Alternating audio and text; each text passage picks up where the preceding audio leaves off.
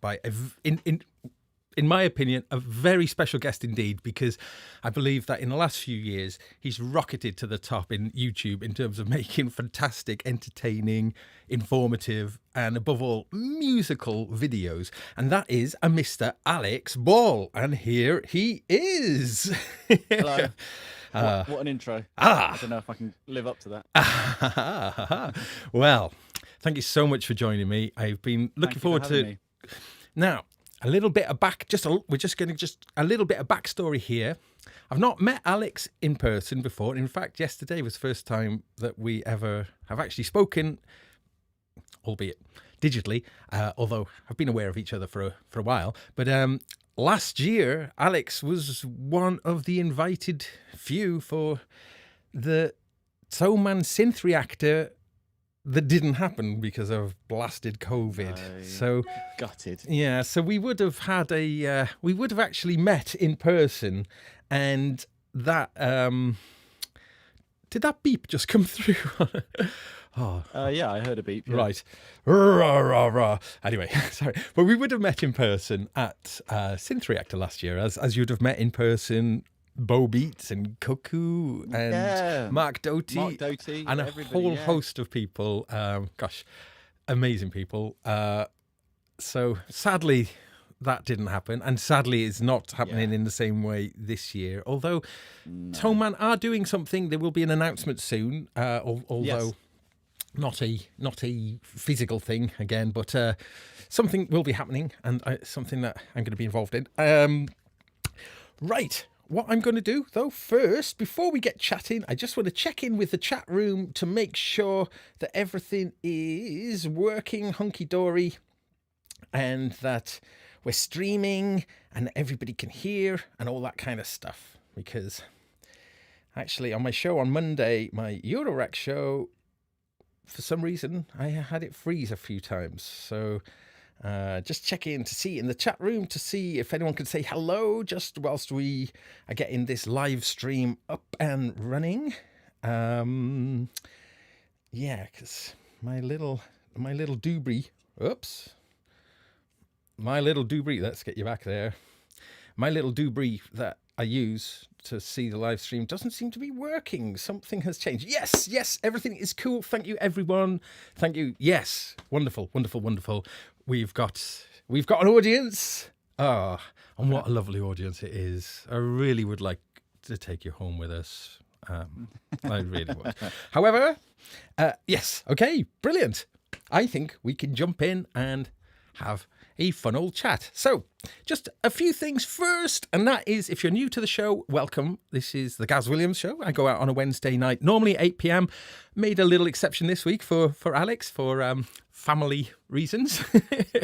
And it's absolutely fine.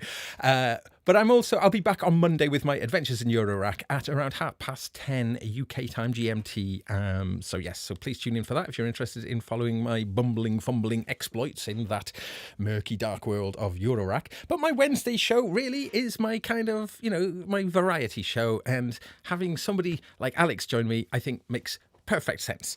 So, right. In my little intro there, I was talking about your musicianship, and this is definitely something that I want to talk and ask you a bunch of questions about, because in your videos, you try and cram in as much kind of playing and original music as you can. And that's sort of quite a lot different to a lot of videos, which typically are more maybe technical. I mean, something I suffer from, and this is going to be my first question, something I suffer from is a little bit of a kind of hemispherical argument in my brain between a more technical thing of maybe presenting videos and explaining stuff, and my lucid, hippie, fluid, creative brain. They seem to be locked into some sort of mortal combat in my head. So how... With yourself, then, your muse, does it come easily to you? I think one, without sounding big-headed, I think probably my biggest asset is I'm prolific. I don't know. I think it's probably because of the era I was born in, maybe, and the way I learnt music. that I never have a problem writing music. That doesn't necessarily mean it's good, but I have no problem.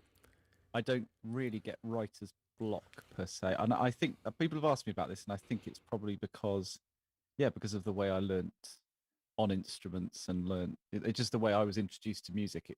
Composing music was always part of it, so I guess I don't have a problem with it, but I know people do because people ask me about it all the time. Yeah, and as I say, it doesn't just being able to write music doesn't make it good, but yeah, I can sit down and write something. Yeah.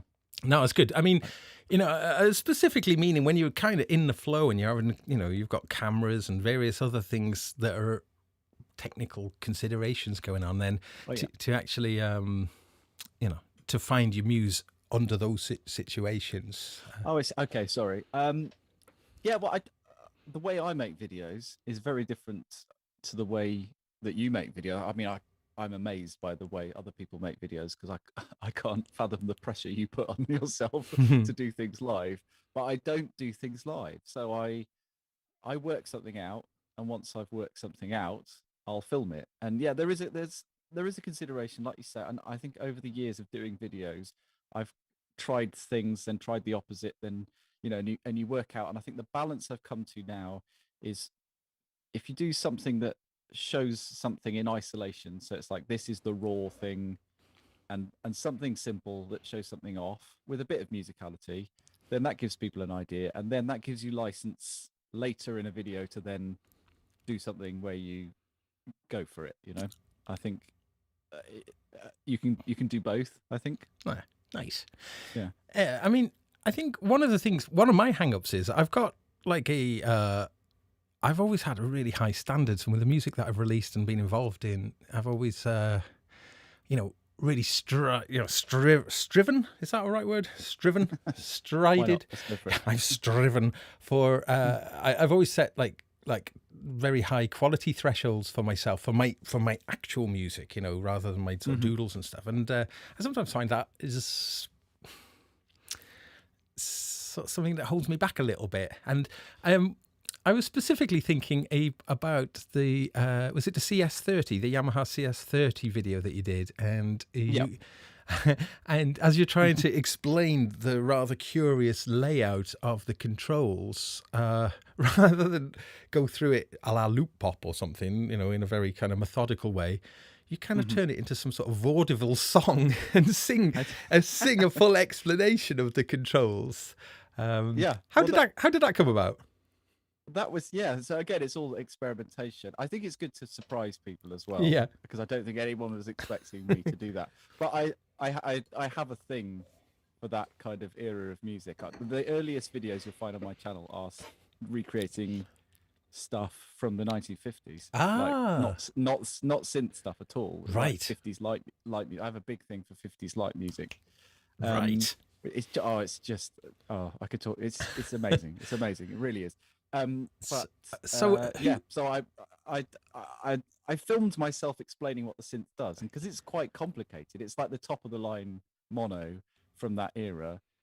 It was like 10 minutes of me just going, and this is and I thought, why I wouldn't sit through this, so why would anyone else? So I thought I'll try something else.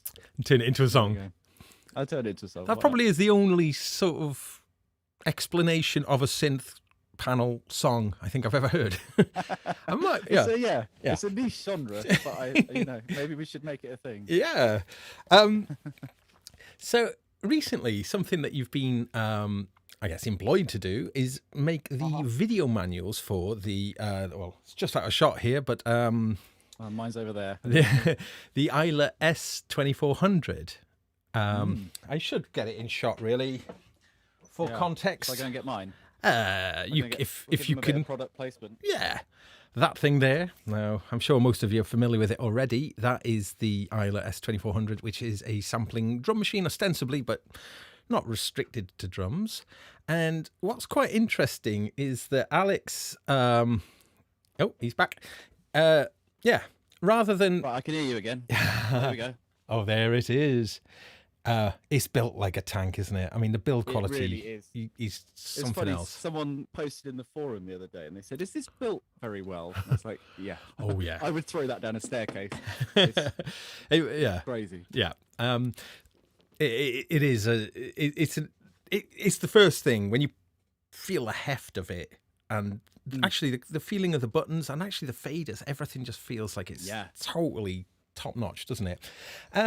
Yes. So tell me a little bit about what happened there. So Brad Holland, I'm assuming, got in touch, or was Yes. it which? Well, I didn't. I'll be honest. I didn't know about Isla Instruments. And Brad got in touch, and I looked.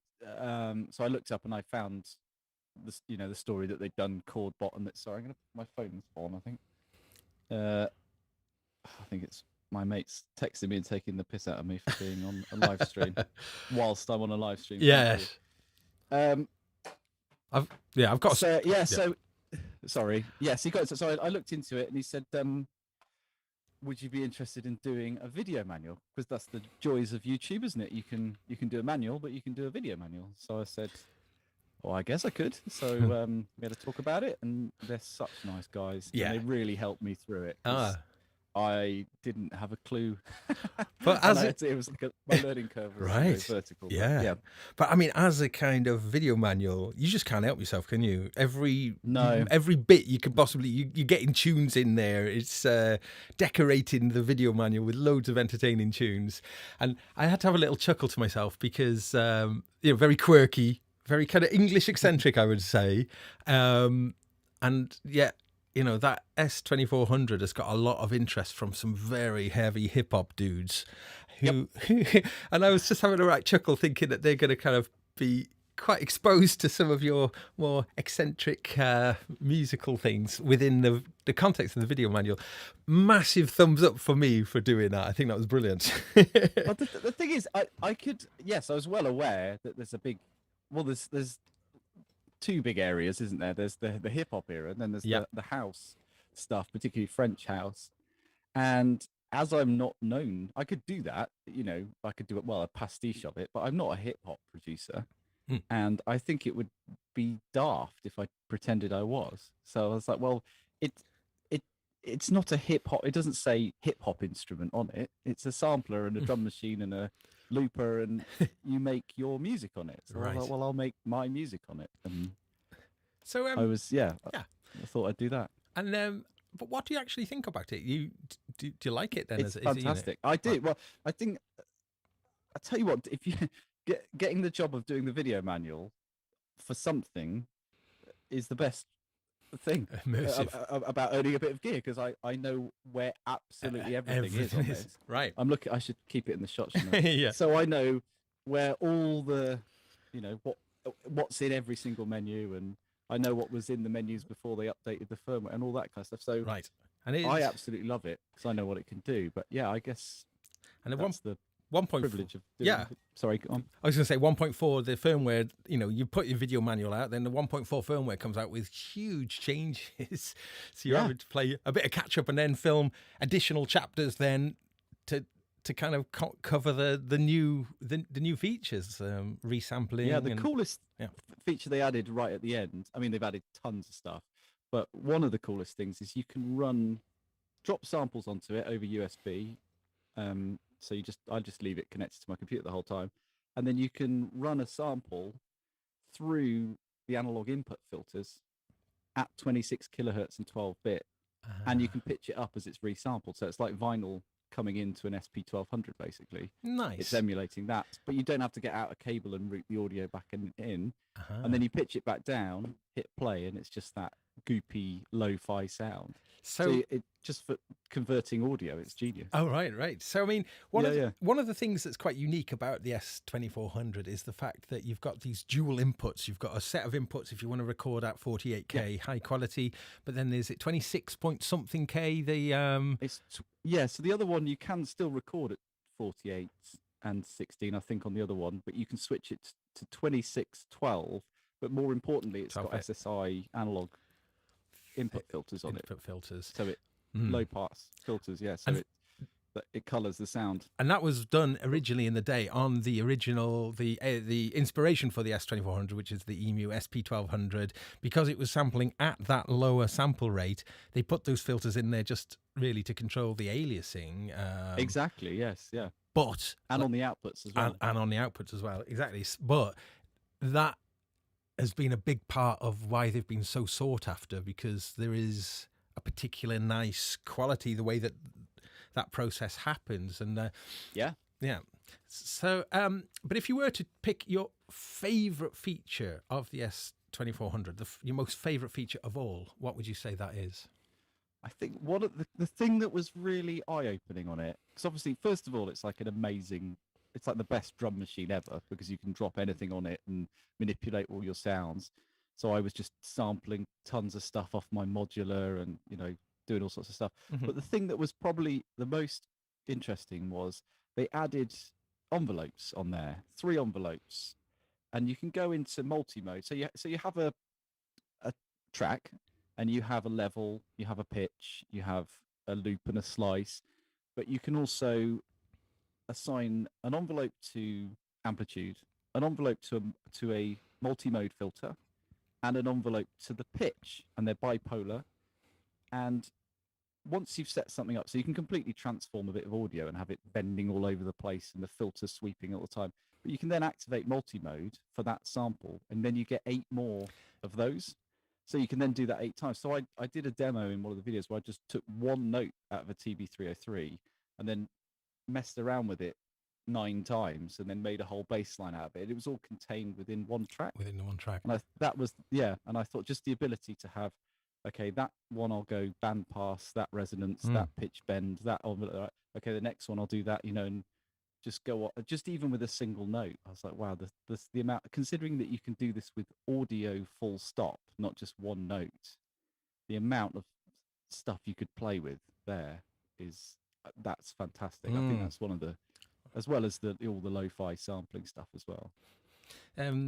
So like one of the things that's quite interesting, isn't it? When you're adjusting the envelopes, you're actually using the fader, and there's a dual concentric pot as well. So yes, so it takes a little bit getting used to, because you're looking in not the hi-fi envelopes, you're looking at a kind of vertical graphical representation of the envelope. Yes, it depends. I haven't got it switched on. Yeah, it depends which. Yeah, like you say, which envelope you're looking at. Mm-hmm. But yeah, some of them is just there's multiple ways to do everything. There's ways you can do it with just the faders, like the old school 1200, or you can look at a nice resolution, the screen in the corner, and see exactly what you're doing. And you can also use, the encoder at the end to be like, all the little arrow keys to be like really, really precise and stuff. So there's everything from loose to fine. Oh, that's nice. One of the criticisms I've seen, though, is like the lack of built-in effects. There is an effect. There's an effects board maybe coming with analog filters, like a daughter board, but the filters are in. The output filters are in, so you can switch them on or off. So the first 2 channels have got dynamic filters that have got a RC envelope on them, just like a fixed envelope, and then there's some fixed filters. So that's the same as the SP1200, but in terms of like delay, reverb, that stuff's not in there yet. No, I mean obviously you can use outboard effects, right? And it's got individual outs. Individual outs. That's what I was going to. Whether that I don't know when that's coming. Right. But I think that is the plan. Yeah. But I was going to. That's what I was going to come on to, though, is the fact that all of those individual outs means that it's kind of begging to be plugged into pedals and outboard racks and all sorts of things like that. So I think if it's something that you are interested in, I think it's to be aware of that if you're looking for a completely self-contained box, this isn't it. This really needs other things around it to get the best out of it. For instance, outboard effects. So I think that's something to be aware of, because people are kind of going, well, I don't get why I would get that when there's other things maybe that a bit cheaper that appear to do a lot more. I think it's a philosophy, isn't it? It's like, we're going to make this instrument from the 80s inspired a lot of people. Let's use that as the basis of the kind of inspiration, but then let's add loads of other stuff that could never do. But it's all based around 8 tracks. So you've got 8 channels. So you've got 32 tracks of audio and multi-mode and all that. Yes. But only 8 things can play. So at it's once. like 8. It's So kind of some 8 people- voice polyphonic, and Yes. that includes, if you were to put a stereo track, that would take up 2 of those voices. Exactly. Yes. Yeah. So it's not going to be for everybody, because if you want like a super multi-track setup with like you say, loads of effects and stuff like that's not what it is. Yeah. So Maybe better off with an octatrack. I think there's some parallel with it with the octatrack, but and then people kind of going, well, if you can only, in any song you can only have 32 samples. You can't have sample chains per track like you can in an octatrack. So you're having, you can't stack multi-samples or anything. So you could have them in multi-mode. You could have a long piece of audio and use chop them. And use the 8. You can use slices. 8 slices per sample. Yeah. Or 9, in fact. 9. Yes. Right. Yeah. But they're not stacked. They're not stacked. No, not like the octatrack. Yeah. So I think the reason why I'm saying that is that it's like a piece of gear with quite a definite function, but isn't going to be the do-it-all box. I think that is no. I think that's fair, and it's fair. Yeah, and I don't think. I think it's just important for some people to kind of realize that with it, because I think it's causing a little bit of confusion. But one of the things, like we mentioned, I'm just going to go my full screen a moment. It's so heavy. I mean, it's really, really heavy. And if you're banging on the pads, the solidity of it is something that you just can't really underestimate how significant that is. It feels like you're dealing with a proper instrument. I think, not some, lots of things are kind of made to a budget and feel a bit cheap. They may be fantastic and loaded with features, but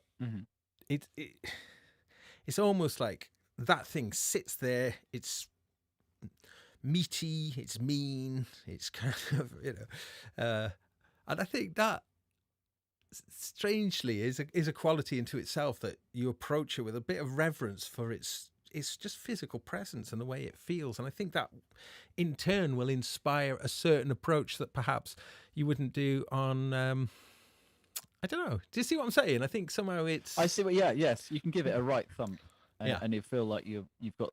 it's the same as my Prophet. I got one of the new Prophet Rev 4s, and the knobs on that are like big, chunky, and they're just so smooth. And then like the chunkiness of the wood and everything. Just that alone, if you haven't even turned it on, and it feels amazing, doesn't it? I know what you mean. Yeah, you can... If something feels twee... Yeah. I don't know. It does. That's interesting. Yeah, it does affect your interaction with it, I guess. Yeah. Well, I'm just looking for it. Oh yeah, here. This thing. Yeah.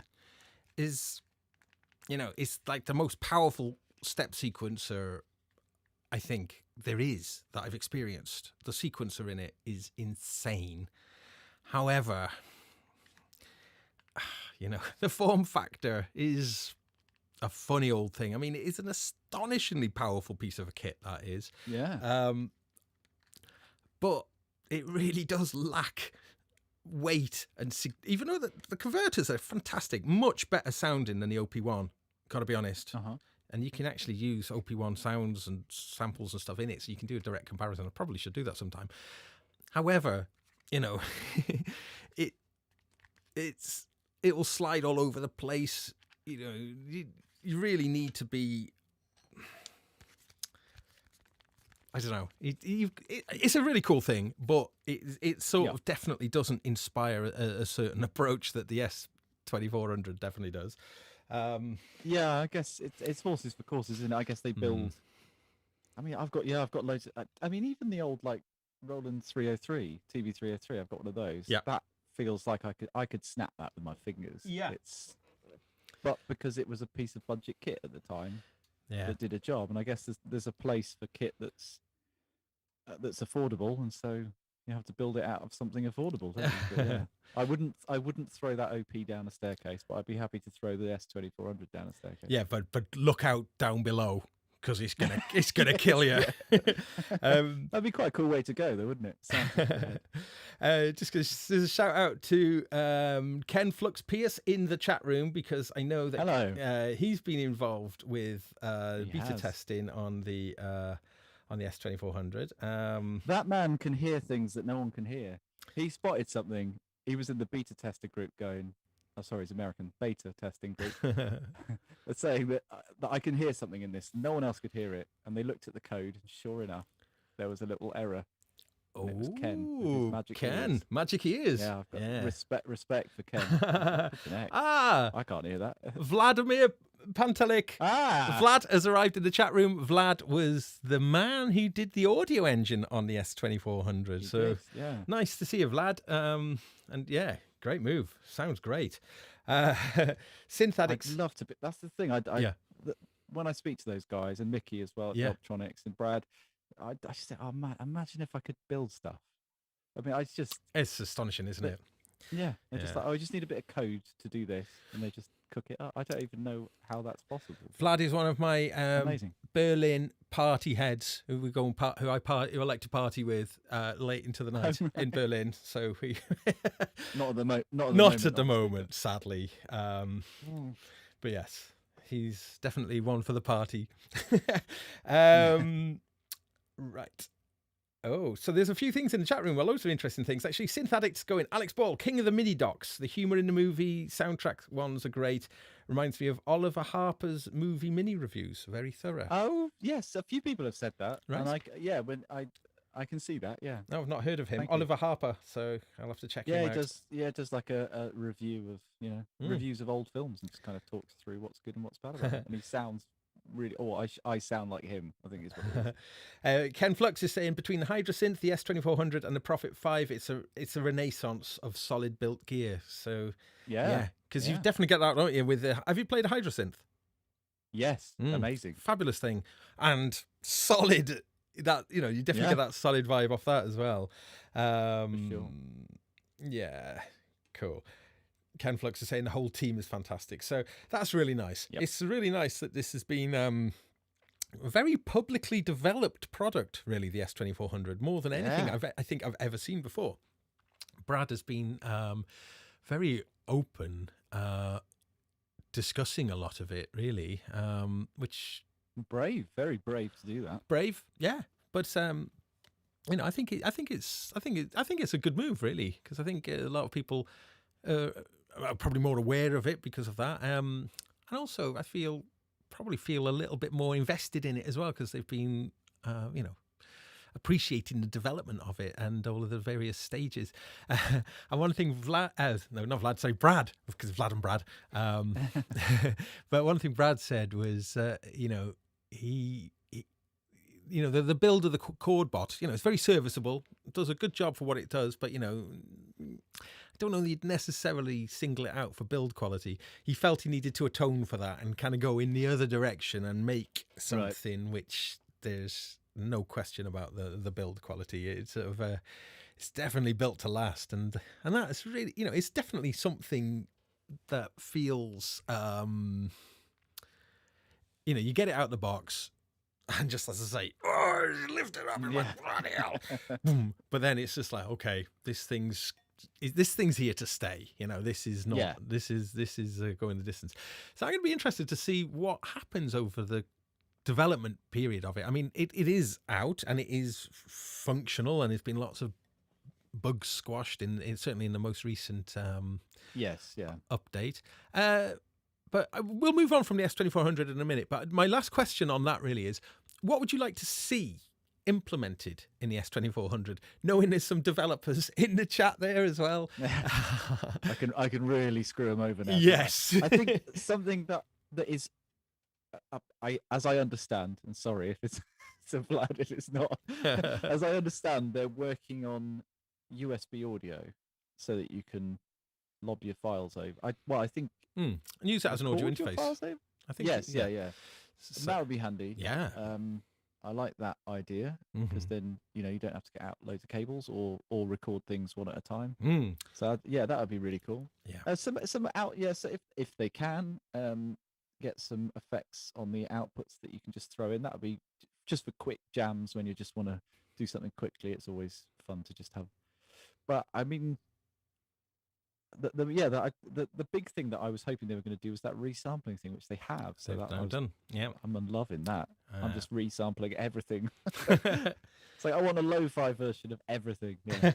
So that's cool. The way I'm using it or attempting to use it, I think I mentioned this before. I'll just go full screen here. There's my Waldorf KB37, who viewers of my Monday show will be familiar with.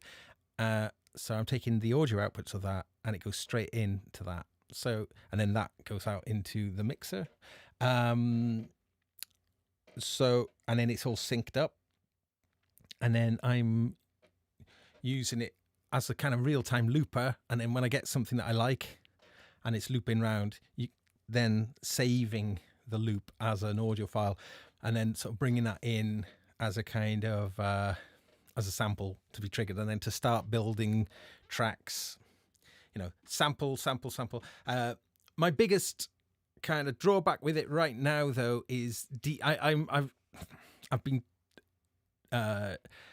stereo.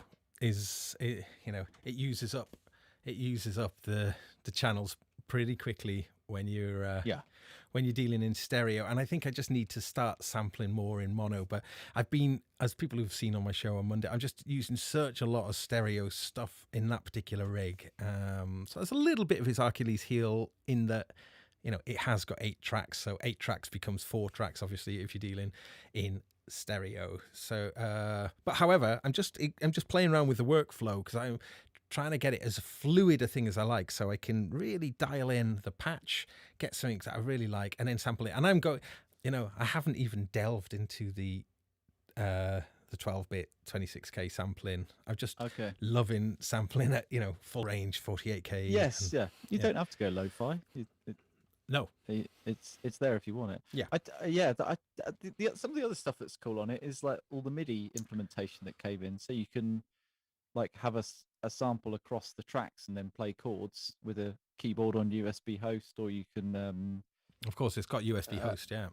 Yes, you can play a sample as well, so you can just put a sample in, and you can also tell it where transpose it. So if you bring a sample in and you figure out that it's a B flat, you can tell it that's B flat, and then you can just play the sample from a keyboard. So there's loads of stuff you can. Another cool thing, I'm just going to jump to. I'll just jump to you, and sorry, just jump to me.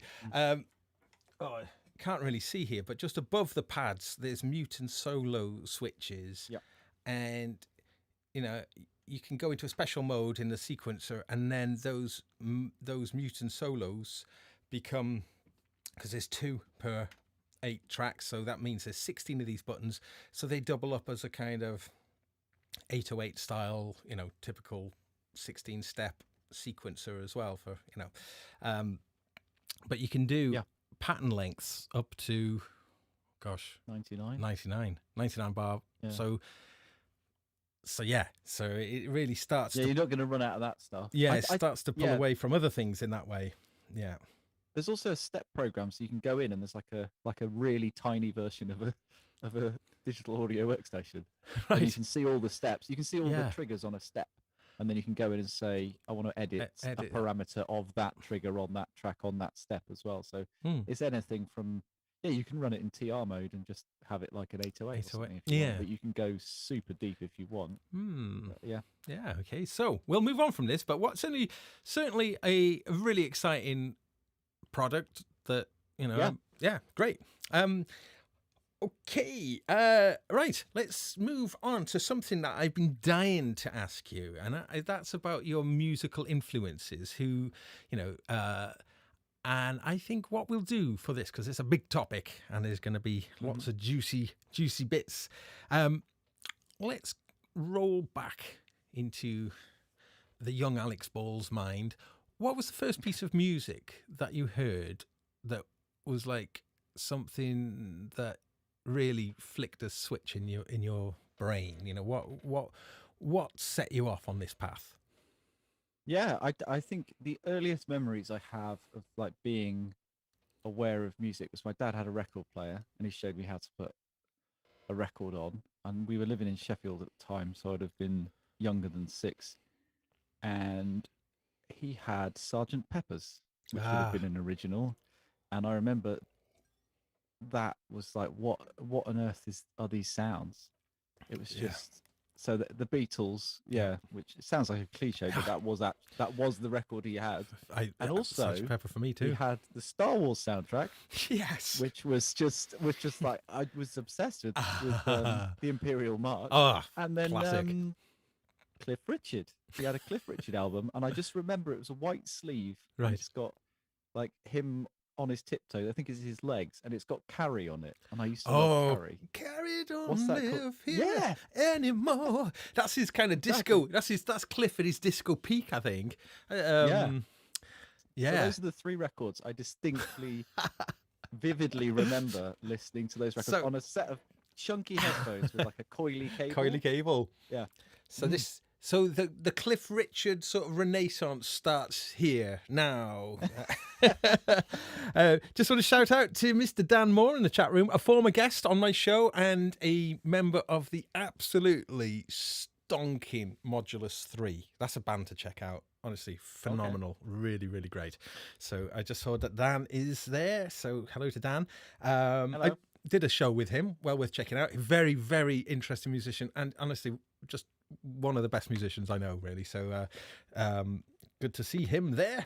I'm going to scribble that down. I always Modulus 3. Yeah. I always scribble down things that people say, you should do this 5 minutes later. Recorded an album fairly recently at Real World, Peter Gabriel's wonderful studio out in Box. Bath, Well, yeah, Box, in fact. Box, which is sort of just outside of Bath. Oh, yeah. Yeah. And it's funny, actually, the whole Bath sort of scene, Sonic State are based in Bath. Now, for those of you who live further afield, Bristol is kind of the capital city of the southwest of England, really. It's the biggest city as you think about the kind of the floppy sock at the bottom of Britain. Floppy sock. Yeah, sorry, Cornwall, having to put you in the tip end there of a floppy sock, but yeah, the whole bottom kind of spike, really. Bristol is sort of the capital city, but the next city to Bristol is Bath, and it's a very snobby, posh kind of city, really, that's been in recent years has been cleaned up, gentrified, and all the artists kind of and musicians all kicked out because they can't afford it. They can't afford it. And it's a bit of a shame, because I've heard that in the 1980s there was a fantastic kind of underground scene in Bath. That's sort of, sadly one of the casualties of the gentrification of the city, really. Why I mention this, though, is that around Bath is, I'd say quite an affluent area, Bath, really. Bristol is a mixture of affluence and poverty, really. Mm-hmm. But I'm in the poverty side of things, so I've just hastened to add, or near poverty. No, God, no. People are in much worse state than I am. Sorry, but yeah, I'm certainly not in the affluent part.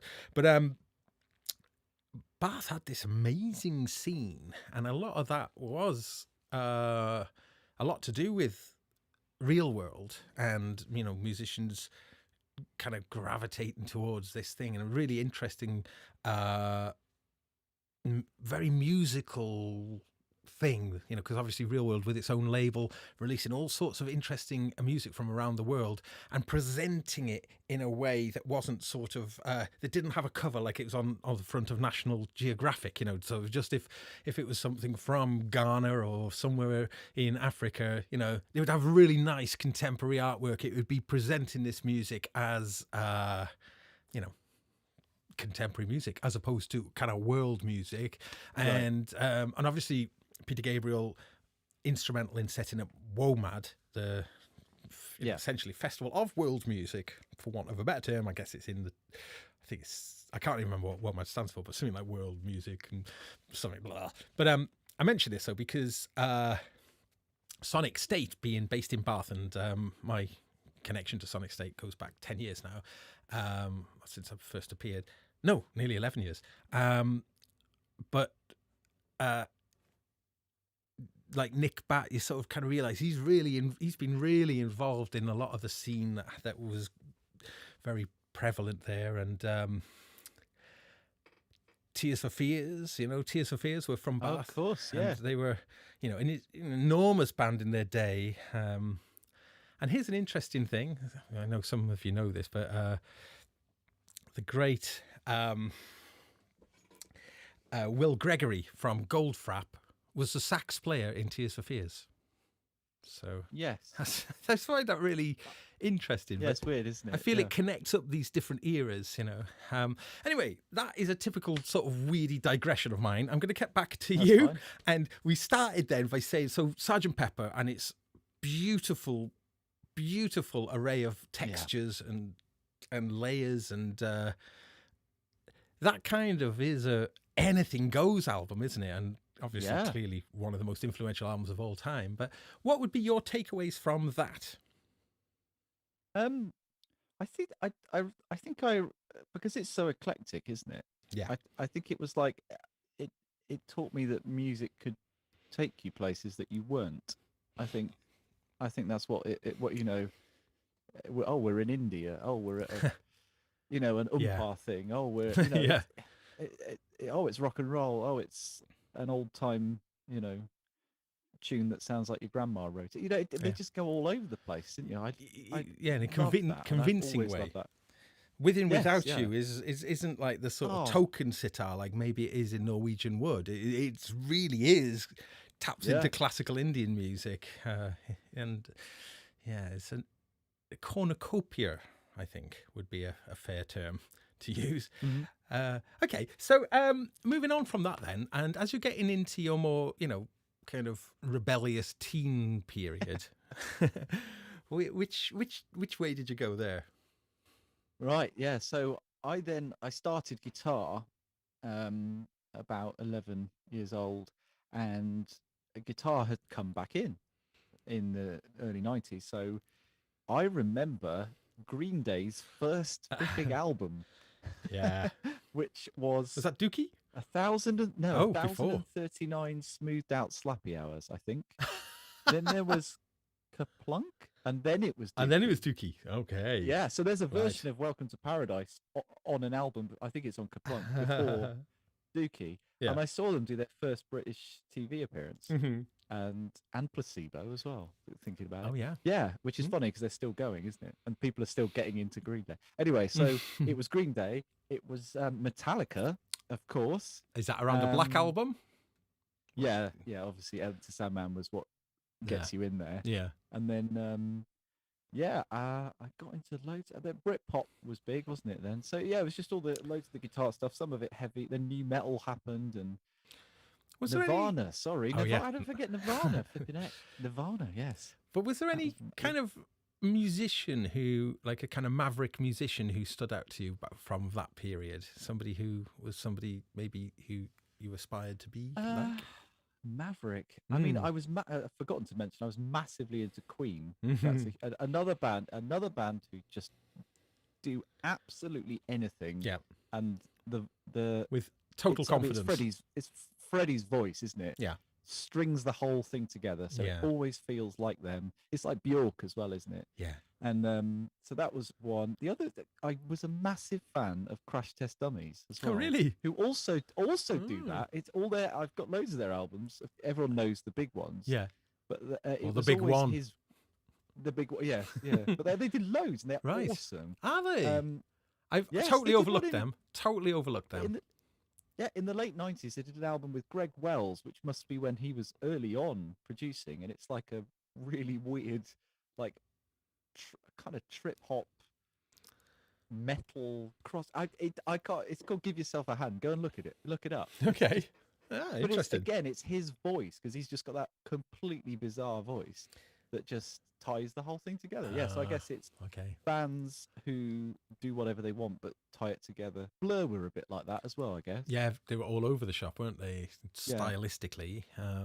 Okay, interesting. I'm going to do a few more shout outs if you don't mind, just because we've got some great people in the chat room. Mr. Mark Zaffin has popped up, and Mark has recently launched his own live streams now, so that's something for people to check out. I think I'm going to be on there at some point.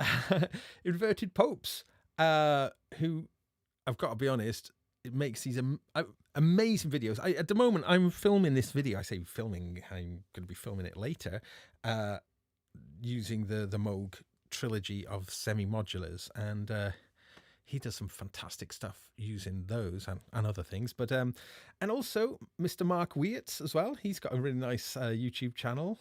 So yeah, great. Us YouTubers, it's really cool. It's nice to see everybody. And thanks again to people for tuning in live. It makes all the difference. And I know that you coming on a show is definitely something exciting because you're someone who we've mentioned, quite often in the past on the show. So it's great to have you here. But let's plow on then. So in the 1990s then, all the kind of weird electronic stuff, like obviously headed up by Aphex Twin and maybe the Black Dog and the Warp Records stuff. Yes. Is that something that was on your radar back then, or is that something you discovered later? I heard it. I knew of it. I think before that, I just remember that the rave scene was massive, and I was more into guitar stuff, but I had mates who had those happy hardcore Helter Skelter cassette boxes with like 11 cassettes, and everyone was like, yeah. I did quite like listening to some of that stuff. Like, I mean, it's mad, isn't it? Some of that stuff. Yeah. But yeah, so I think I was more aware of that, and obviously. Dance music was massive, huge, and there was all the big beat stuff and Fatboy Slim, and there was and Chemical Brothers as well. So yeah.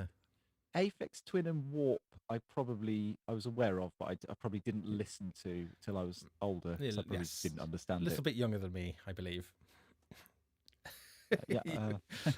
Someone has said I'm in the 25. Someone has said in the chat room, "Thanks for having Richard Still go on." Now that I get that. Do you get that? Yes. You know who he is. Do you know who I look exactly like? Who do you look like? And I'm a bit scruffy at the moment. I'll pull up a picture. I look exactly in the right light with the right angle, like Pat Sharp from Funhouse. I'll find a. Yeah, you will need I'll to do that. Yeah. I'll send you a photo. It's uncanny. Yeah. Obviously, I've got the wrong hair at the moment. I've got a beard, but I was in a band called Pat Sharp and the Time Lords at one point. Oh no way! Because of the Pat Sharp. So many people said I look like Pat Sharp.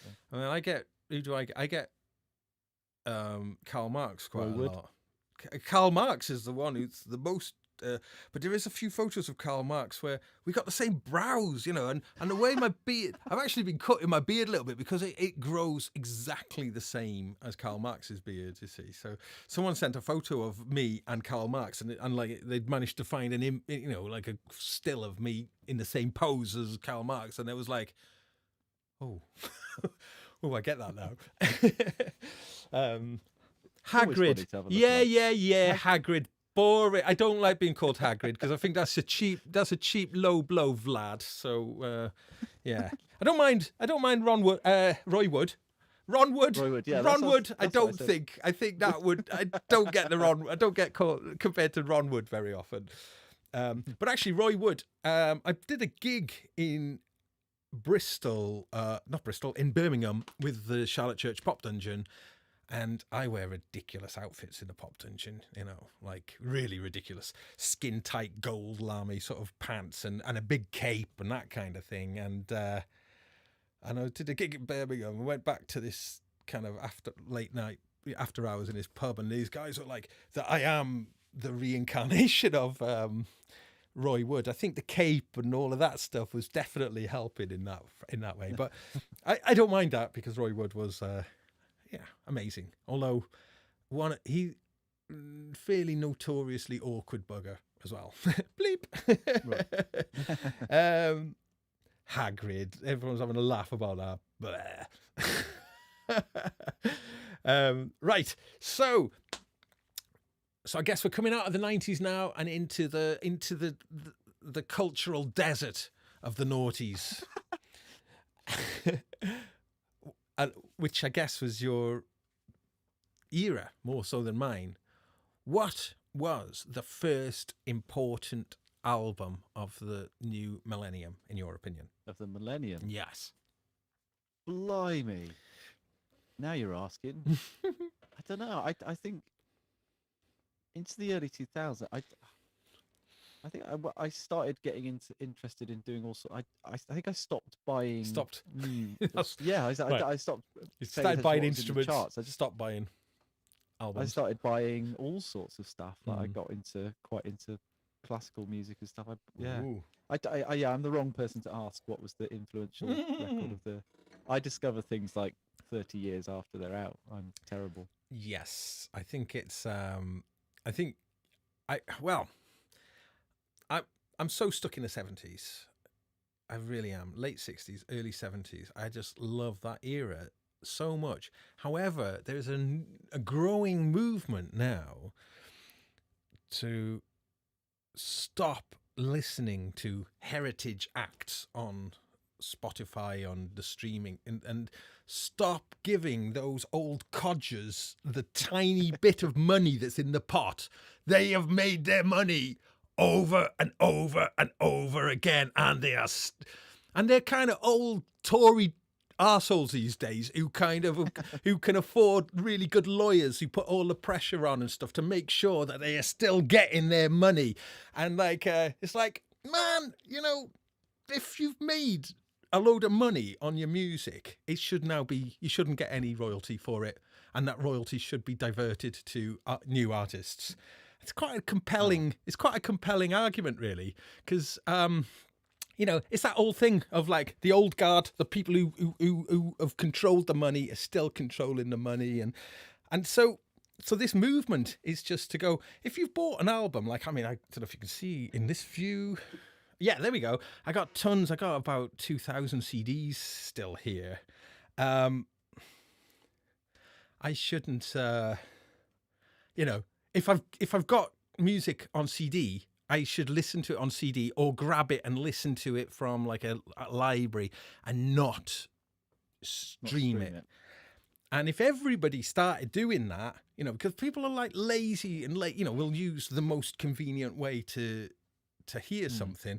But if everyone was kind of mindful and thought, right, I'm only going to use the streaming services for new music, then it would keep the money, moving for the new artists. Yeah. 0.00001. So I'm going to ask the chat room about this, because this is probably quite a controversial point. But I mean, I've bought that music. I've bought all those albums, so I've paid for it. So if I'm then streaming it, they're making more money off it. So, and I'm guilty for it because I keep streaming old stuff. So I'm just kind of curious if that's something that people could get behind, or does this? It's a good idea. Yeah, but here we go. Here's something. In the 1980s, in the 1983, I think, when the CD was launched, by about 1985, 1986, the CD started to become this big consumer product, and the quality jump from someone like, unless you're really into hi-fi and had a really good turntable, a great amp and all that kind of stuff, for most people didn't have that. They had like really cheap hi-fi stuff. And the quality difference of going from cassettes and vinyl to CD in that sort of mid-80s period was huge. And the song that did it for me, for many people, was Money for Nothing by Dire Straits. It was like that was what you had to listen to on CD, because it had this really atmospheric long beginning with this kind of texture, and then these, this like kind of exciting drums. It was like, oh yes, this is the most amazing thing I've ever heard. I'm quite amazed to think that was actually Dire Straits that kind of brought out that feeling, but loads of people were experiencing that. And actually, Brothers in Arms by Dire Straits was the what do they call it when it's the thing that makes everything sell? It was pretty much that album that sold CD players. that sold CD players, yeah. And Right. and just hearing all the kind of clarity and the definition. Now, the reason I'm mentioning this is that there was an expectation moving forward that CD would be replaced by something of greater quality. And Yeah, my word. and things started to come out, didn't they? SACD and a few other sort of formats. DVD audio. DVD audio, but this all coincided with a certain ubiquitous white box that Apple put out, and convenience kicked the ass off quality. Yep. The public were like, convenience every day of the week. I would much rather have 10,000 songs in shite quality than 100 songs in full quality. It was like, convenience is more important than quality. And we haven't really gone back to fidelity since then. No, it's got worse. It's like people listen to. I walk past people in the street playing things from the speaker of their phone with a fidelity of with a frequency range of 500 hertz to 10 kilohertz or something in mono. It's like watching TV with a pizza splattered in the middle of the screen. Just like looking It is around. so, isn't it? Yeah, that's a great. Yeah. Yeah. I saw once lobbed a pizza at the screen. Yeah, it is. It is. It's weird. Nobody cares. Nobody cares. I just want to just grab a few comments from the chat room though. Andrew Brooks, I effing hate Dire Straits, and Brothers in Arms is a piece of shite from beginning to end. No musical worth at all. In capital letters, hate. Fair play. We know what to buy him for Christmas then. Yeah. On cassette. Yeah, so Wagoo's mentioning that the iRiver H340 killed the iPlobs of the time. 40 gigabytes in your pocket in 2004. I had an iRiver. Wow. That was I went that way as well. Yeah, why do Apple dominate? They don't have the best products. It's weird, isn't it? There's always something better than an Apple something. Yeah, it's slick advertising, isn't it? it's lifestyle, though, isn't it? They managed to kind of convey a lifestyle. Yeah, and that high life. people buy into that. I went to Apple in 2005, I think. I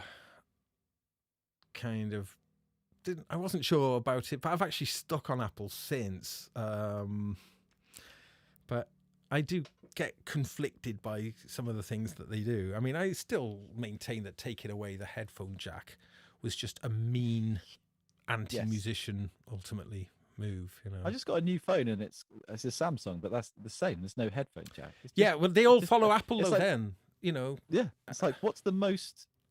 Yeah, the first thing people are going to want to do.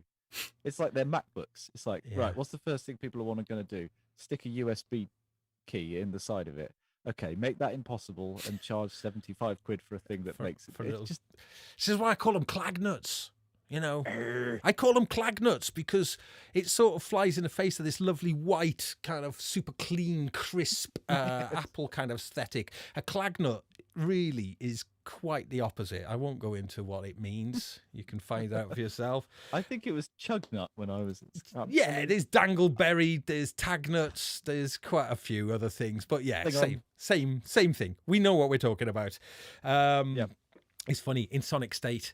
Over at the Sonic State Studios in Bath, they've got like on a shelf of various things. They've got all the cables and adapters. There is a box labelled clag nuts now in Sonic State. Things like that bring me way more joy than they should. Right, I'm just checking in with chat room because it's a busy old thing. Yeah, lots of things being said. So I typically have to. It moves too quick for me to keep in touch, so I watch the show back with the sound off, so I can just watch the chat. Right. Okay. Gaz going through the Viz dictionary. Did Viz play an important part in your life at any point? I think this. Yeah. Yeah. I know. I can't say I was ever not trying to sound cool, but I don't think I ever really read it. But it was always about. Yeah. Oh, I loved. I have got this thing where I went from the Dandy and the Beano straight to Viz. It wasn't like there was something in. Well, actually, no, that's not true. I did start reading 2000 AD as well back in the Oh yeah. mid 80s, and that was amazing. 2000 AD was like, concepts like cyberpunk and even the internet, all sorts of like things. I was I had a little hint about from reading 2000 AD. Funny enough, I think a lot of very cool writers, people like Alan Moore, people really good, sort of had their first steps in 2000 AD. But I went pretty much though comic wise from Dandy and Beano, which is really designed for sort of probably prepubescent kids, to Viz, where you've got Buster Gonad and his unfeasibly large testicles, sort of massive testicles, and or Nobby Styles and his what I can't remember, his piles or something about his exploding piles. Anyway. The go-between was Round the Bend. Do you remember that? No. There was a kids' TV show that was a bit irreverent, and I remember it was presented by a crocodile who lived down the toilet round the bend, the U-bend. Yes, and that was your first little taste of being irreverent. Toilet round humor. the bend. There was Round the Twist as well, which was that Australian show that everybody watched of our era. Oh, look, Inverted Pope said 2000 AD, he had the first 200 with the free gifts until my younger brother sold them for peanuts at a car boot sale. Oh, got in. Yeah, 2000 AD. Oh, Round the Bend was the best, says Dan Moore. Yes. Wagyu loved Round the Bend as well. Round the Bend. It was an Aussie show, apparently. Round the Twist was an Aussie show. Aha. There was Round the Bend and Round the Twist. Yeah. Okay. Round the Twist was awesome. Oh, okay. That had a musical influence. The theme tunes for Round the Twist had a musical influence on me for sure. Right. Okay, so let's talk a little bit then about your musical equipment odyssey then, because I'll see what I did there. Yeah, you did. And ironically, my odyssey is at the tech being fixed. Oh. He's had it for ages because we've been locked down, so God knows when I'm going to get that back. Which Odyssey? Mark II. Mark II. Ooh, that's whiteface, is it? Yeah, with the no, blackface. The black and gold. Black and with gold. The infringing filter. Oh yes. All right. So, I thought maybe were you a guitarist first?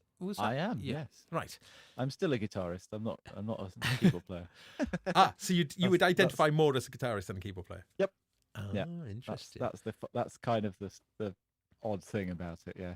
Yes. So guitarist first. Yep. A friend's older brother got a guitar, and it was the summer between junior school and senior school. We went around his house. They used to live on a road. They moved up to Birmingham. Went up to see them over the summer holidays. He had an electric guitar. I was just obsessed, immediately obsessed with this thing. And he taught me how to play Wild Thing on one string, boom, boom, boom, boom, boom, boom, with one finger. And I bothered my parents until they got me. You might know this actually. There was a shop called, was it the Satellite Shop or the Attic Shop in Downend in Bristol that had, it was like a bric-a-brac shop. I don't know if it's probably not there I don't know anymore. that one. No, but you would go in there and there would just be, when people are just chuck stuff out. It's like a bit like a pawn shop, bric-a-brac. And I got a nylon string guitar and started fingerstyle lessons. The first thing I ever learned was the chords D, A, and E, and I can still remember that lesson. How weird! And you can still play them. Yeah, you can still play those chords. I can still, yeah. Wow! I think they're in there somewhere. 10 million D chords later. Yeah, and then I went and I just worked up, and then I got a steel string guitar, obviously a really cheap one that was awful. I think you should start on a guitar that the strings are like that far from the neck and it hurts, Right. and you can never ever Yeah. actually play in tune. If you can And get then as through you- that. and if you Yeah. if you get through that, you've proved your worth. Yeah. And then I got an Encore electric guitar from Argos, which the neck promptly snapped Oh, God. or started to come away from the body. Yeah. You know, like where the truss, where the Yeah. wood's not strong enough to Yeah. actually take the strain of the string. And then I gradually worked up. And then over 10 years, I got an Ibanez. My parents got me an Ibanez Gem when I was. I saw you playing a 20. gem in one of your videos. I was kind Yeah. of seeing, has that got the handle? Has it got? And it has got the handle. It's a proper. Yeah, it's let me- Gem hang on. 77. One second. Yes. Hmm. All right. So I'm fascinated by this now. The Gem, is it the 777 Gem 777? I'm assuming it's the 6 string, or is it the 7? Was it Let's see. 6 string? Just speak a sec. I've just brilliantly snapped headphones I was wearing. Did you speak? Yep. Can you hear me? Yeah, I can hear you. Yeah. Good, Sorry, good, I've good, snapped good. the headphones, so hopefully you won't get too much. Sounds okay. I'll keep the speakers down, which is brilliant. Yeah. But yes. 6 string? Yeah. Yeah. So is that Gem 77 then? No, it's a 7. Ooh. I really shouldn't have stood up, should I? I've broken everything. That's Broken what the I fan, normally I've do. broken there we go. It's the 7 dBK. Ah, okay. which is- So are you a whittler then? Can you shred? Oh, not really. sweep A picking. little bit. Yeah. But, Did I that was, big beep come through just then? sorry? Did a big beep just come through? Yeah, it did. Arr! This is something I really hate about Apple, you know. I've turned off all notifications. So where is that beep coming from? It's like, oh, no, you must be notified. I don't want any notifications. So that's winding me up. So, I mean, I associate as like a Gem, though, as I say, with a Steve. Well, it's obviously Steve Vai's kind of signature Steve Vai's guitar. yeah. Which is a very different kind of thing to say Kurt Cobain or Billy Yes, Joe yeah. Armstrong or something, you know, from Green Day. So that I don't see why you went for a Gem. That seems a strange choice. That was later. Sorry, I'm just trying to put my It's nice. A nice jumper. slight issue. Actually, we could go full. We can see the jumper in. Oh yeah. Thank you. Right. I went. Sorry, I've completely screwed this up because I've snapped my headphones. So I'm trying to listen to you on speakers You're higher than me whilst now. not having them loud enough that it comes back through the mic. I just one second, just see if I've. My chair, I swear, is so. I've Yes. got. Hang on. I need a new chair. It's creaky and it's noisy, and worst of all, the gas, whatever it is, it just sinks. It just sinks, and then I'm like, hello. I'm about to get back on headphones. I think. New chair. I have to switch. Paul Torbert is Just- saying Jeff Beck was my main influence. Jeff Beck, one of the absolute amazing guitarists. He's something else. Ever fallen for Jeff Beck's multiple charms? Hang on. Sorry. I'm so sorry. I've completely lost my audio. I'll Seriously regretting getting up now. I'll sing a song for everybody. Unless you can get back in time and save everybody from that. Ah, there we go. I've got you. Ah. Sorry. I'm back on another set of headphones. I've got you in my left ear, but that's better than nothing. I'm going to give you a chord challenge. That'll teach me to try and stand up with. Chord challenge, right? With the chord out of shot. Ready? Yeah. What chord is it? Okay. Play it again. Perhaps should have tuned it first. A major 7. Major 7. Something major 7. Yes, major 7 is I good. don't know which one. A major 7. A major 7. Not quite an A major 7. Just checking your perfect pitch live here. No, I don't have that. No.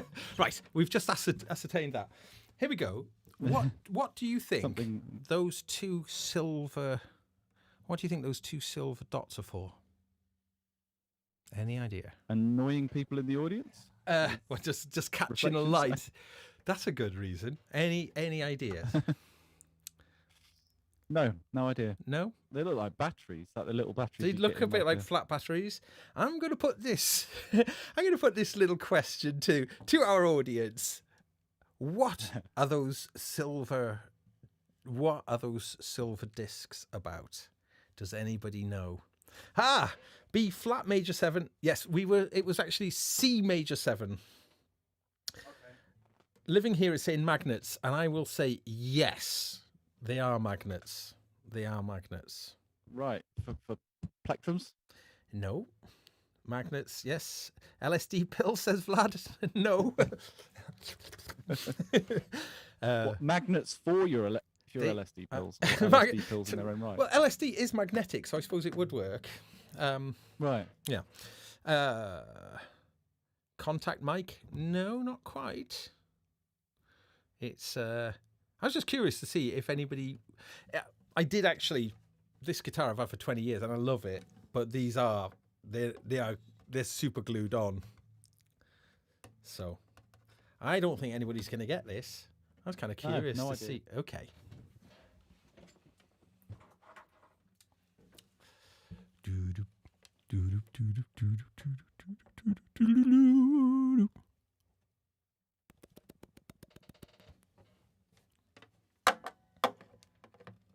Oh, for a pickup.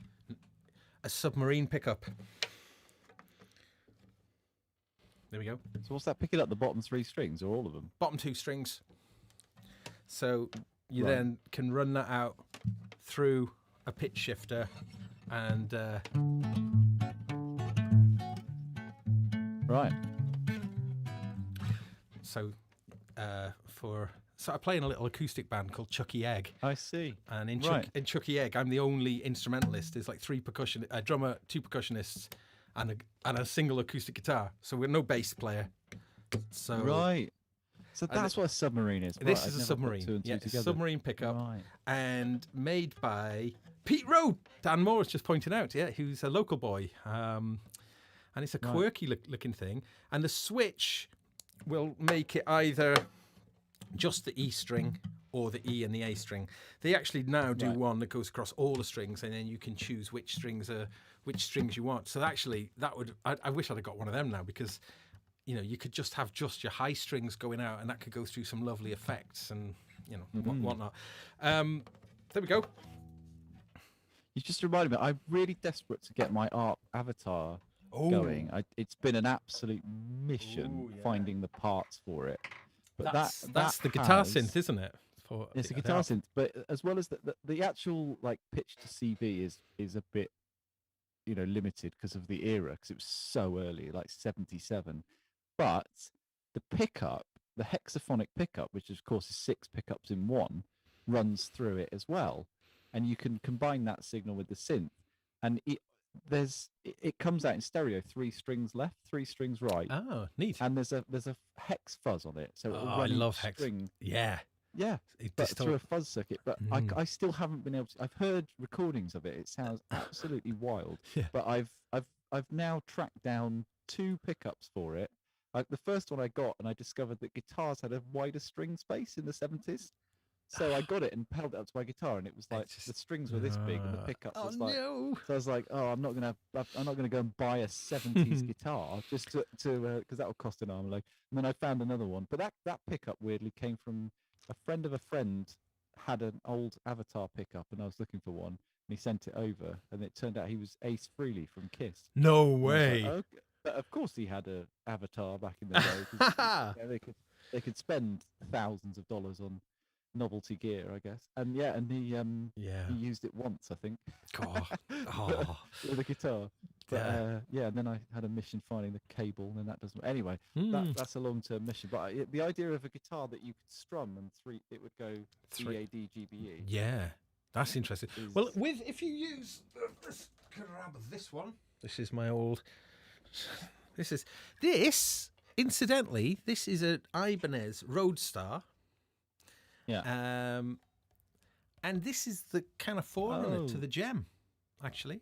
The Roadstar. Yeah. I mean, it doesn't look anything. It's not like a pointy headstock at all, but it's Ibanez's. I think this is from about 1984. But I've got the Roland the Yes, you've got a hex GK3 pickup on it. on There you there. And when you plug that into I've got the GR55, although Yeah. I'm looking to get the new one that they do, the SY1000, because that's got the Yes, yeah, hex yeah. input on there. But you can do all sorts of stuff. Each string, in terms of stereo, you can put every string out in different pan positions and different pitches and all sorts of stuff. So cool. Yeah, and I've got the bass version, but I've actually got a MIDI bass as well called Industrial Radio, which I'm going to be making a show about fairly soon. So stay tuned for that one, because that's quite cool. That uses sensors under all the frets. That's a different, this is pitch to MIDI. The Industrial Radio uses actual contact. Right, wow. And do you know what I nearly bought the other day? I really nearly bought it. It was the dreaded, hovering finger over the buy it now. That thing was a Roland GR. Yeah. Is it 77? The bass, where there's a bar from the top horn to the headstock. And I think From the 80s? Yeah, from the 80s. And it comes GR700 or GR7. But it was the bass. It was their first bass, and it comes with this big floor unit as well. And I've wanted one since I first saw one. I think I saw it on Rock School. I think it was the first thing I saw. Oh wow! Do you know Rock School? Have you ever seen? Well, I didn't know it at the time, but someone put it on YouTube, and I watched it. It's fantastic. You see, I'm old enough that Rock School was on during my summer holidays when I was in school, so I absolutely loved it. I watched it religiously. There was 2 series I watched, and I think they repeated it a few times. I've seen it everything. It was one of my all-time favorite things, and so much so, Rock School. Just a little bit of background for people who don't know. Rock School it was designed as an education program, but it goes unbelievably deep into things. There's a whole episode dedicated to guitar synths, and people like Midge is interviewed about it, and they go into depth about it. It was designed for children at school, summer holidays. And there's an amazing quality of musicians who they bring in, like people like Omar Hakim and Herbie Hancock and Adrian Belew, and amazing people. I think most of them are on YouTube now. But they are. Yeah, I think so. But have you heard of a Rock School ending as a term? No. Right, so that was something. We'd use that term for years, and that was like, if you're writing a song and at the end of the song you go, dun dun dun dun boom, or something, or dun dun dun. I turn to the camera, sort of like a Rock School ending. Just that got all it. They would do these little things. The studio band would do a little thing, and they'd always do little flourish as an ending. So that almost became like a little subgenre of its own. I like it. That makes sense. Yeah. Yeah. A little showy. It's like Harry Hill always does. Cha cha cha at the end, like a little cha cha cha. Yeah. Same sort of thing. An ongoing joke. Yeah. Every single cover song, whatever it is, it goes do do do cha cha cha. Yeah. Oh, I'm gonna just put you on so no one sees the disaster as I. Okay. Well, they can see the disaster I'm having. I've broken a set of headphones. You're in my special club now. Stand. I've destroyed a number of things whilst doing live streams. On Sonic Talk, I managed to break my Studio Logic sledge in a rather embarrassing and now legendary way. Because what happened there, which was quite funny, was I normally use full-size cans, but for that particular episode, I was using my proper molded in-ears that I typically don't use for things other than stage work, and they form a complete seal when you're wearing them. So when you got them in, you cannot hear ambient sound outside at all. And what happened was, I was really late. I was coming back from another session, and Sonic Talk was just about to begin. I literally legged it up the stairs into my studio, jumped in the chair, and the headphones had wrapped around the bottom of the spinny chair. and so all the slack was taken up by that. And Mr. Mark Tinley, who is an incredibly amusing man, I think he was on the show today, was he was asking about a particular thing. I happened to have one. I reached over to get it, but it just caused the chair to turn enough, and the slack of the key of the headphone was just taken up like that, and it caused a chain reaction of things, which meant that a Rode valve mic took a tumble, smashed into my sledge, breaking a key, breaking the top off the microphone, and making an almighty bang. And the thing is, I don't hear the bang at all. It's all on the Sonic Talk episode. I don't hear the bang at all. I'm just there. Nick comes to me and goes, "Everything all right?" I'm going, yeah. Because he could tell it come from me, that massive bang. Yeah. And I turn around and it's just this destruction behind me. And I was like, just reminded me that a friend of mine who's a sound designer was recording some kids. Sorry, my mic stand has now decided to give up. Was recording some kids for a TV commercial. They needed a load of kids' voices, and his studio's packed with synths. He's one of the secret people who lends me synths. But he sent me a recording, and he said, I had a Korg SQ1 on the top of a rack of synths that has like a Jupiter 8 in it and stuff. And I was like, yeah. And he sent me a recording. You hear a kid singing, then you hear bang, dong, dong, dong, dong. And then you hear him swear. Oh no! Yeah. An SQ1, which is like a brick. Yeah, just solid little blocks, aren't they? Yeah. Just went down a staircase of synthesizers. Oh, yeah. Did it damage anything? And he's got the sound recording to remind him of that special moment. Yeah, I've no idea which episode this thing was. Mark Zaffin says, ironically, at Gaz Williams, it's the wired headphones that causes all these shenanigans. Perhaps Apple have been watching our show, and that's why they got rid of the headphone jack. I like that when they first announced those earpods, that people were joking that they didn't own them yet, but they'd already lost them. That's kind of fun. Yeah, very, very good. Must be the easiest thing to lose. Paul Artola says, sledge does not need any help to break, sadly. Now, I can relate to that because my sledge doesn't work anymore. Nothing to do with that. It's just the OS. It's just, you turn it up, turn it on, doesn't come on. So, don't know what's wrong with it. But it's been on the kind of, I've just got it on a shelf downstairs. It's a really great synth, the sledge, in terms of that layout is amazing. And I talked to Eric Persing from Spectrasonics, and when Spectrasonics were launching Omnisphere with the hardware integration, Eric was at Superbooth. I think this was back in 2018, and I said to Eric, oh man, are you going to do the sledge? And he was going, I hadn't really thought about the sledge. I said, yeah, do the sledge, because it's got this amazing interface where you've got loads and loads of knobs and just this sort of fantastic control surface. It would be amazing. So Eric was like, okay, well, we'll have a look at that. And then he wrote to me going, yeah, Gaz, we've decided we're going to do it. We're going to make the sledge one of the keyboards that the Omnisphere hardware supports. And I was super chuffed. And then my sledge died and I couldn't really ever use it. So it's like they put it in for me and my sledge died. Anyway, it is, anyway, but don't let that put you off buying a sledge. Because I think it is a very underrated synth. I think it's actually really, really good. People say, oh, it's just a Blofeld. It's just a Blofeld. You can only do wavetable on one channel. And yeah, it sort of is, but it's also pretty cool. It is cool. It is cool.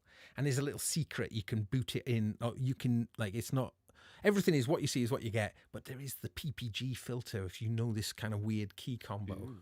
So there are some little Easter eggs in there too. Just checking with the chat room because they are. Ian Tyndall in Tyndale is saying, I'm tempted to sell all my synths and just settle on a Moog subharmonicon for the rest of my life. Yeah. What do you think about that? Have you played a subharmonicon? I haven't, but I like the idea. The subharmonicon is the one that does polyrhythms, isn't it? It is. Yes. Yeah, because I love all that. I had a phase of being obsessed with that kind of stuff. Polymetric music, where you would have different parts in different time signatures tied together by a common pulse. Yeah, and yeah. It breaks the loop. Yeah, It's fantastic. Because everything, especially if you have multiple parts, you're like, everything comes back together every 93rd bar or something.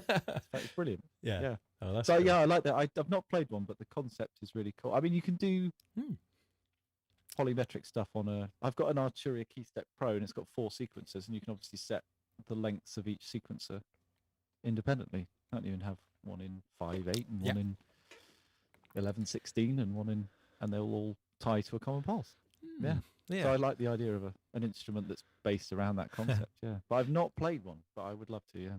So now I don't know if I should mention this now. It's something I'm going to be doing later, but in fact, ignore me just saying I won't mention anything now. There is something that I'm involved in, but what I'll elusively allude at is that for a long time, like hardware products like drum machines and groove boxes have been very focused on essentially being dance music tools. Yes. And any time like a piece of equipment has a genre selector on, like the microKOG or something. Yeah. Yes. Yeah. I always think that kills a genre as soon as it becomes a selectable genre. I think it's sort of it's clearly become an unhip genre once it becomes identifiable as a genre. But what I was going to say, do you sometimes find that frustrating with gear if it's too focused for a particular music style, and does that make you want to kind of fight against what it's trying to make you do? I don't think I own anything that's quite like that. I think because I've deliberately gone for things that are,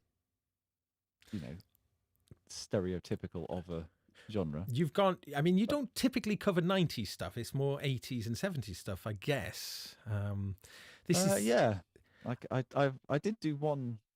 I've done a couple of 90s things. I did a 90s thing with a Yamaha TX81Z, which was because it's got the Lately Bass preset in it, which is, of course, every 90s song that I ever heard as a teenager. Yeah, Lately Bass.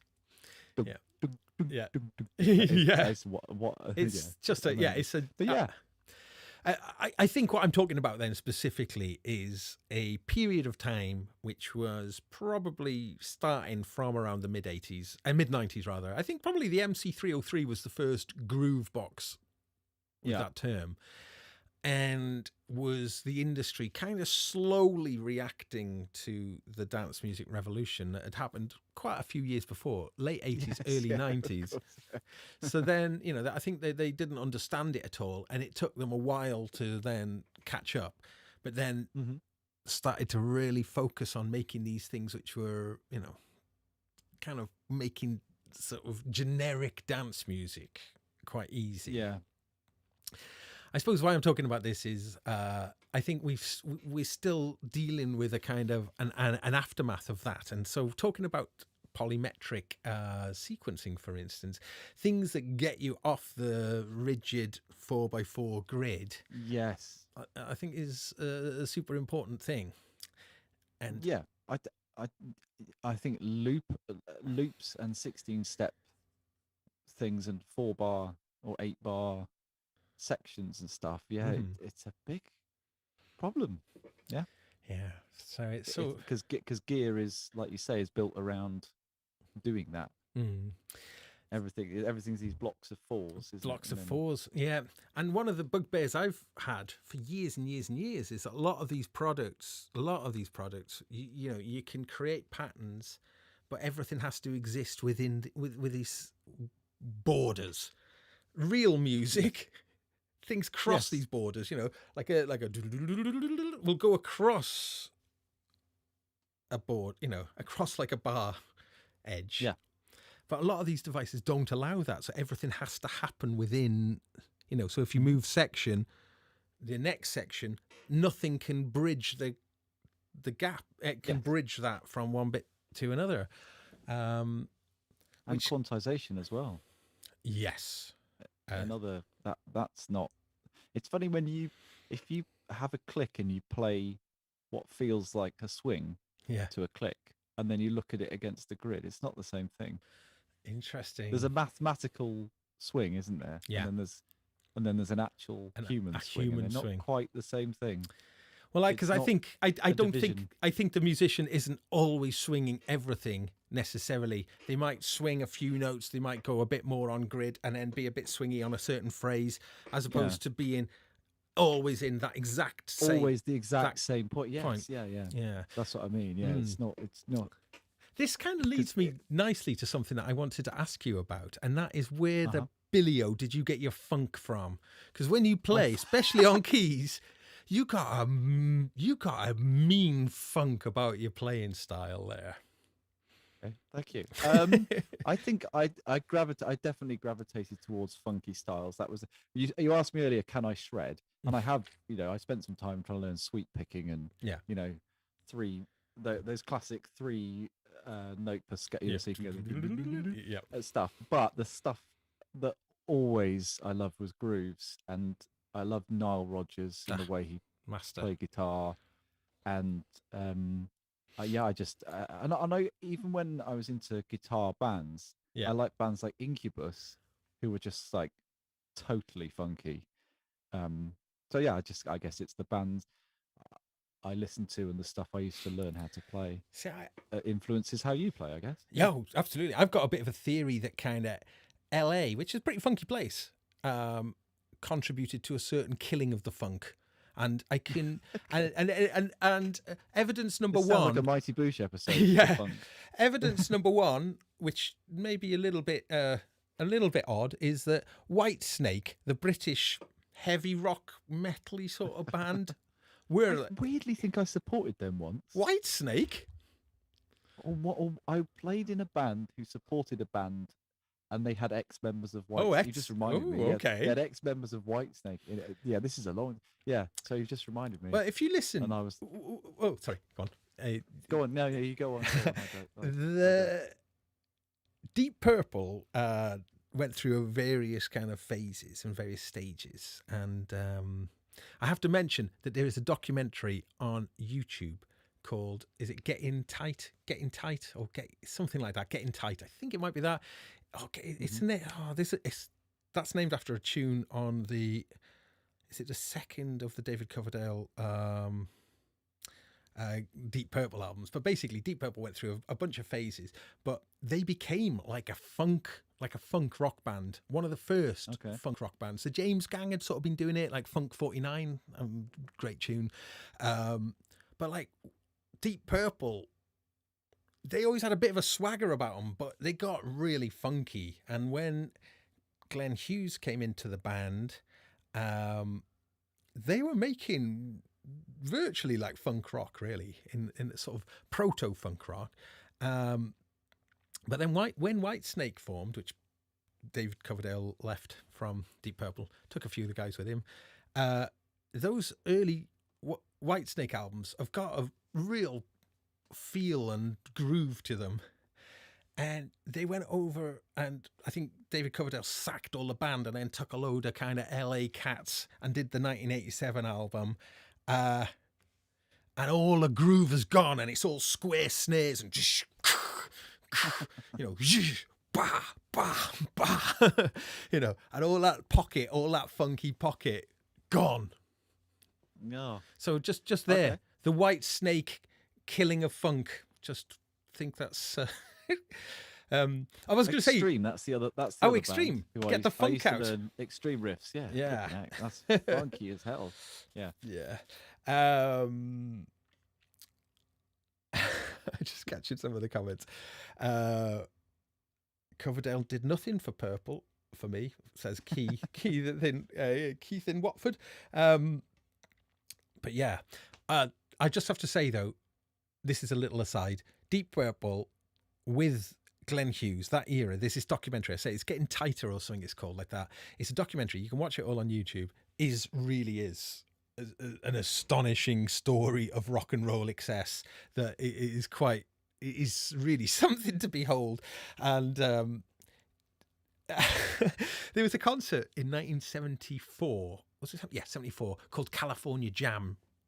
And California Jam was it was a really bizarre lineup because you got Sabbath, Deep Purple, headlined I think by Emerson, Lake and Palmer, but also Earth, Wind and Fire as well on and a few other bands. And at the time, it was one of the biggest gigs ever. I think there's like 500,000 people there or something.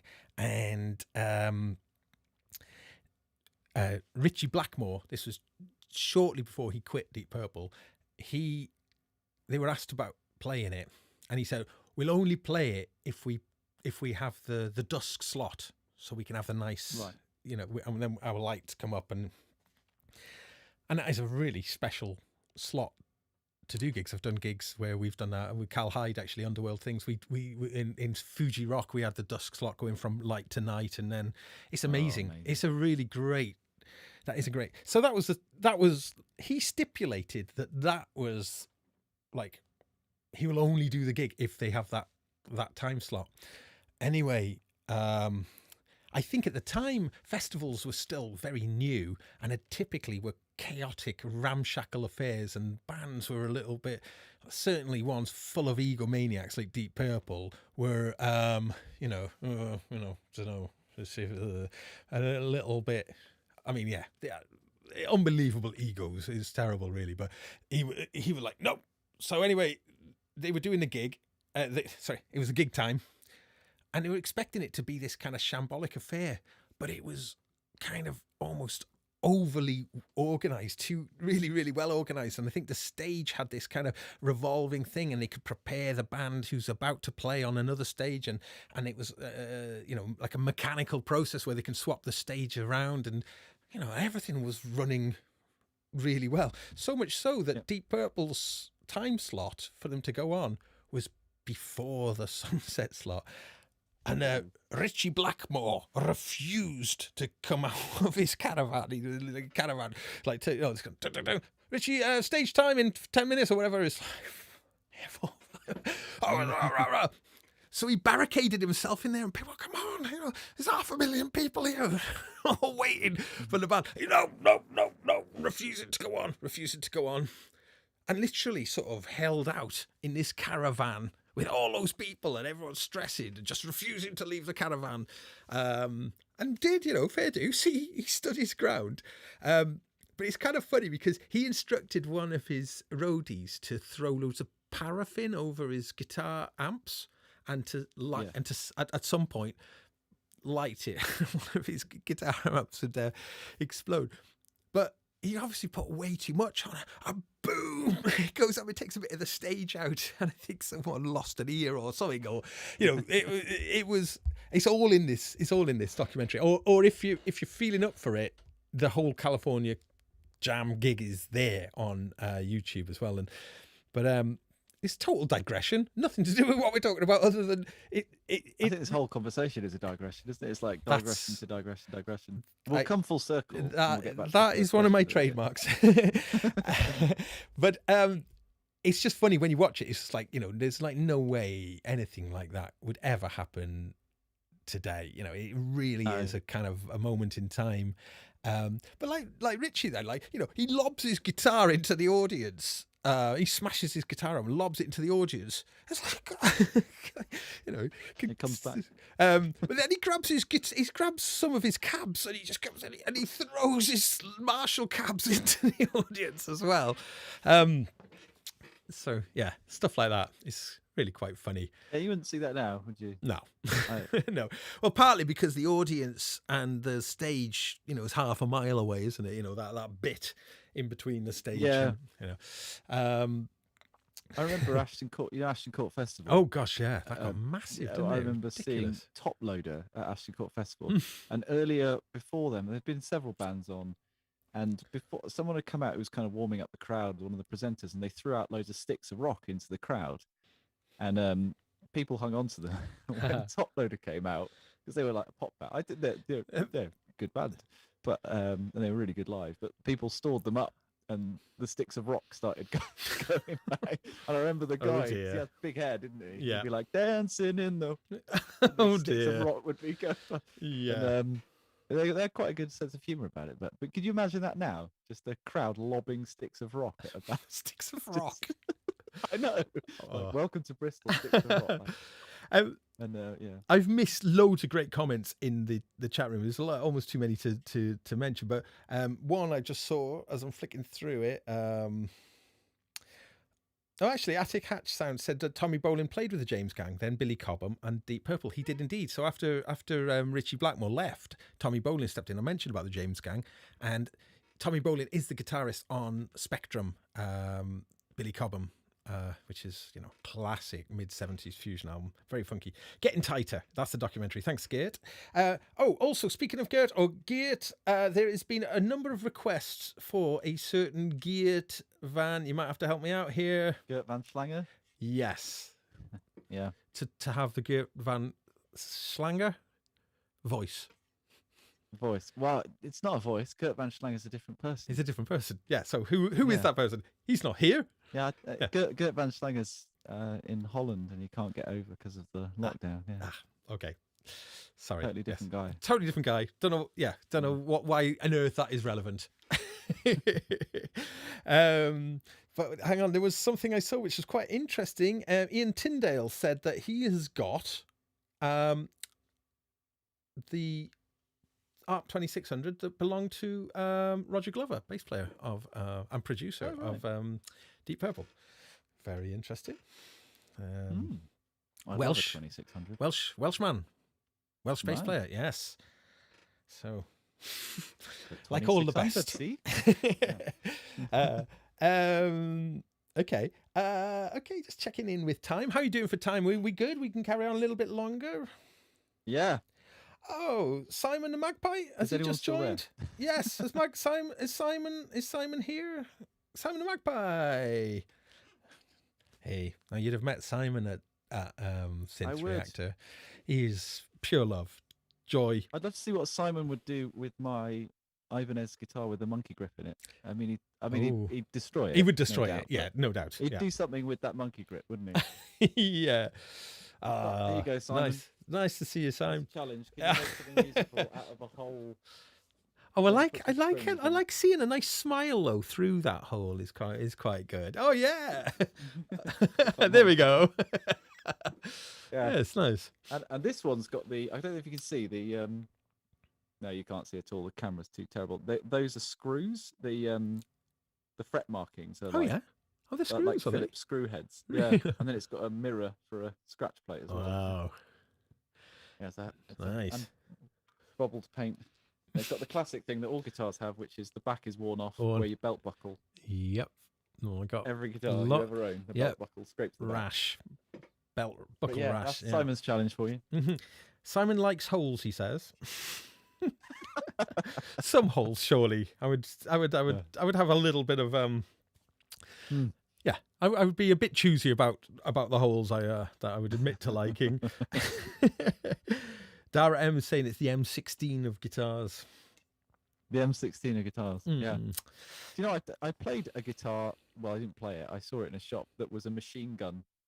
It was a gun with on the side with the pickups, and then the neck off the end with the barrel as the yeah. I mean, probably horrible feeling guitar to play. Yes, it was like horrendous. Yeah. Like, even worse than a Flying V. But yeah. Oh god, yeah, the Flying V, which like if you try and sit down and play, so you have to hold it like a classic you do. Guitar, don't you like put it across your leg.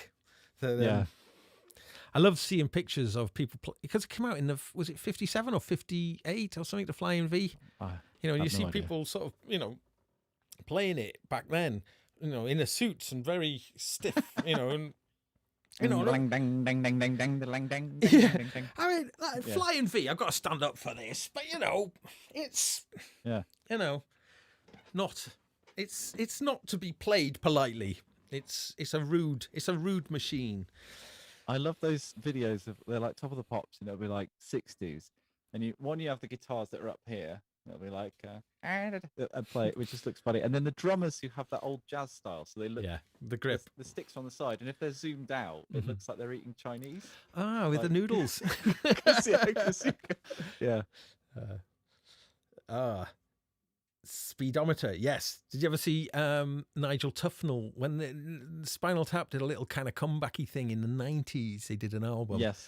And he had a little speedometer put into his guitar so he could sort of measure his blazing speed.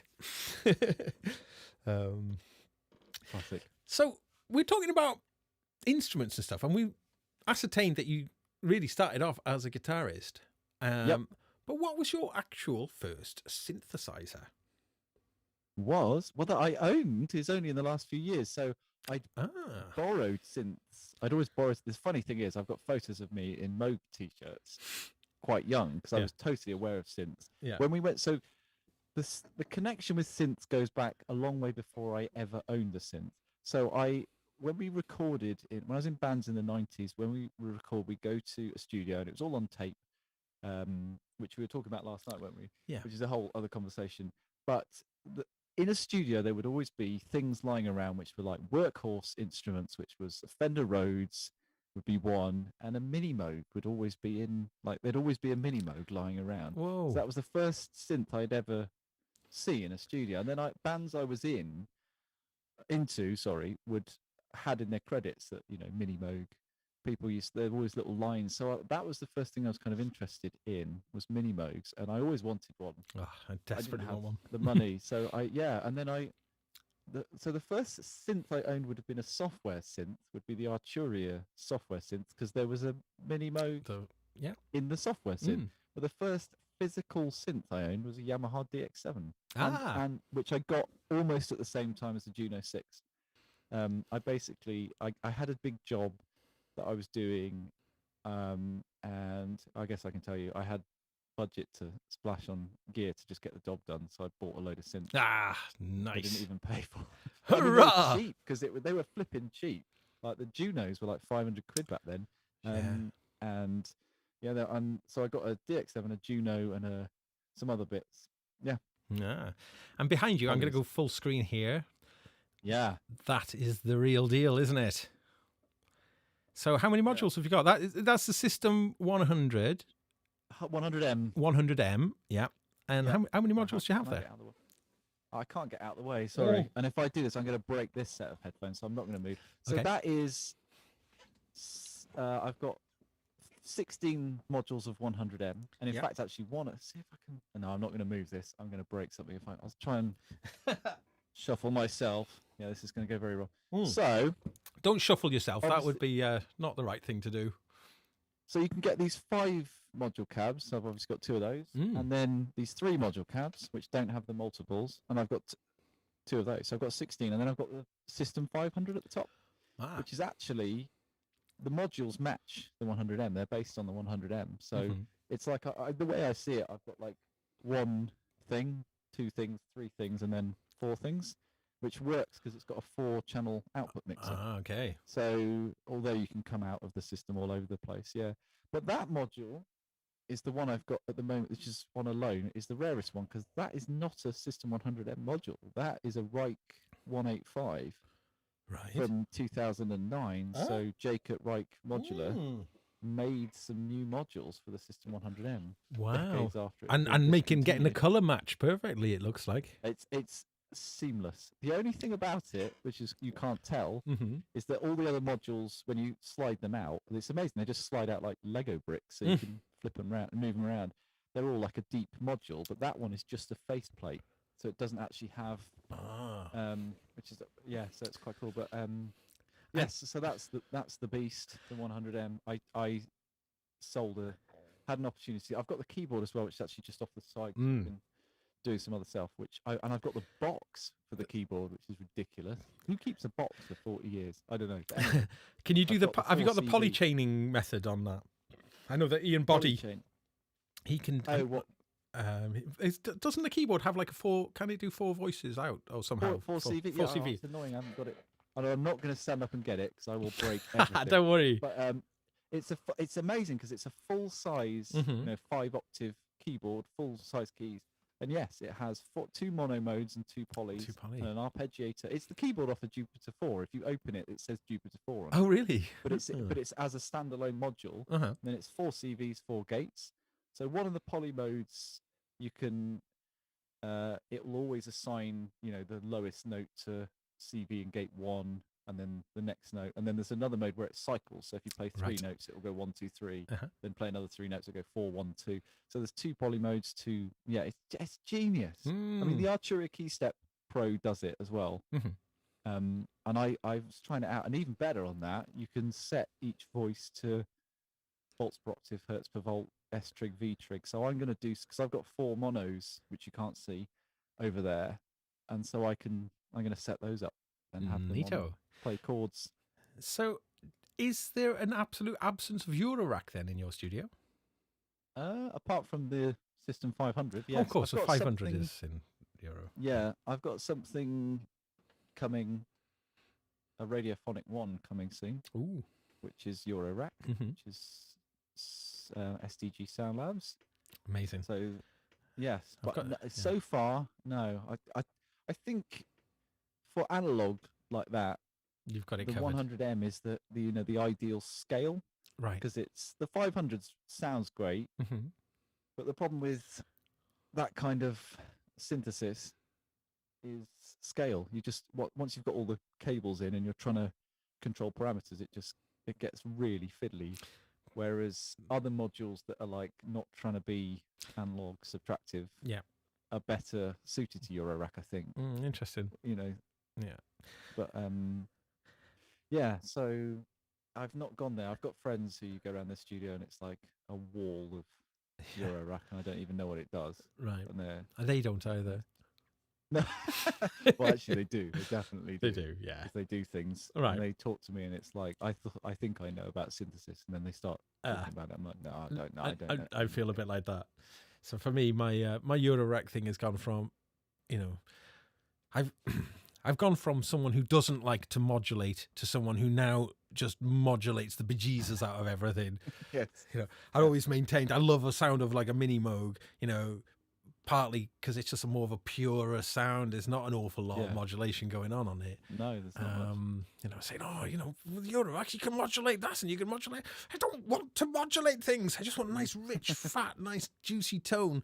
But like now, it's just like, I'm running out of LFOs and trying to find anything to kind of get more movement. So there is as soon as you can go like, I've got an LFO. You're like, hang on, I could do an LFO into an LFO, into an LFO, into an envelope, into the pulse width of, it gets. It's a mindset though, isn't it? Like I've got synths that you just turn on and there's barely anything to them, and you just make something quick. And then I've got on a different moment in a different mindset, you'll sit down behind the modular and right, I'm going to find something in here. But I think it's a different experience, isn't it? Yes, most definitely. I have to say, I've been slightly distracted. Oh, Mr. Heinbach has joined us. Fantastic. Lovely to see you there. It's good to have you back. Yeah. I've just saw something and I'm having a little bit of a wow.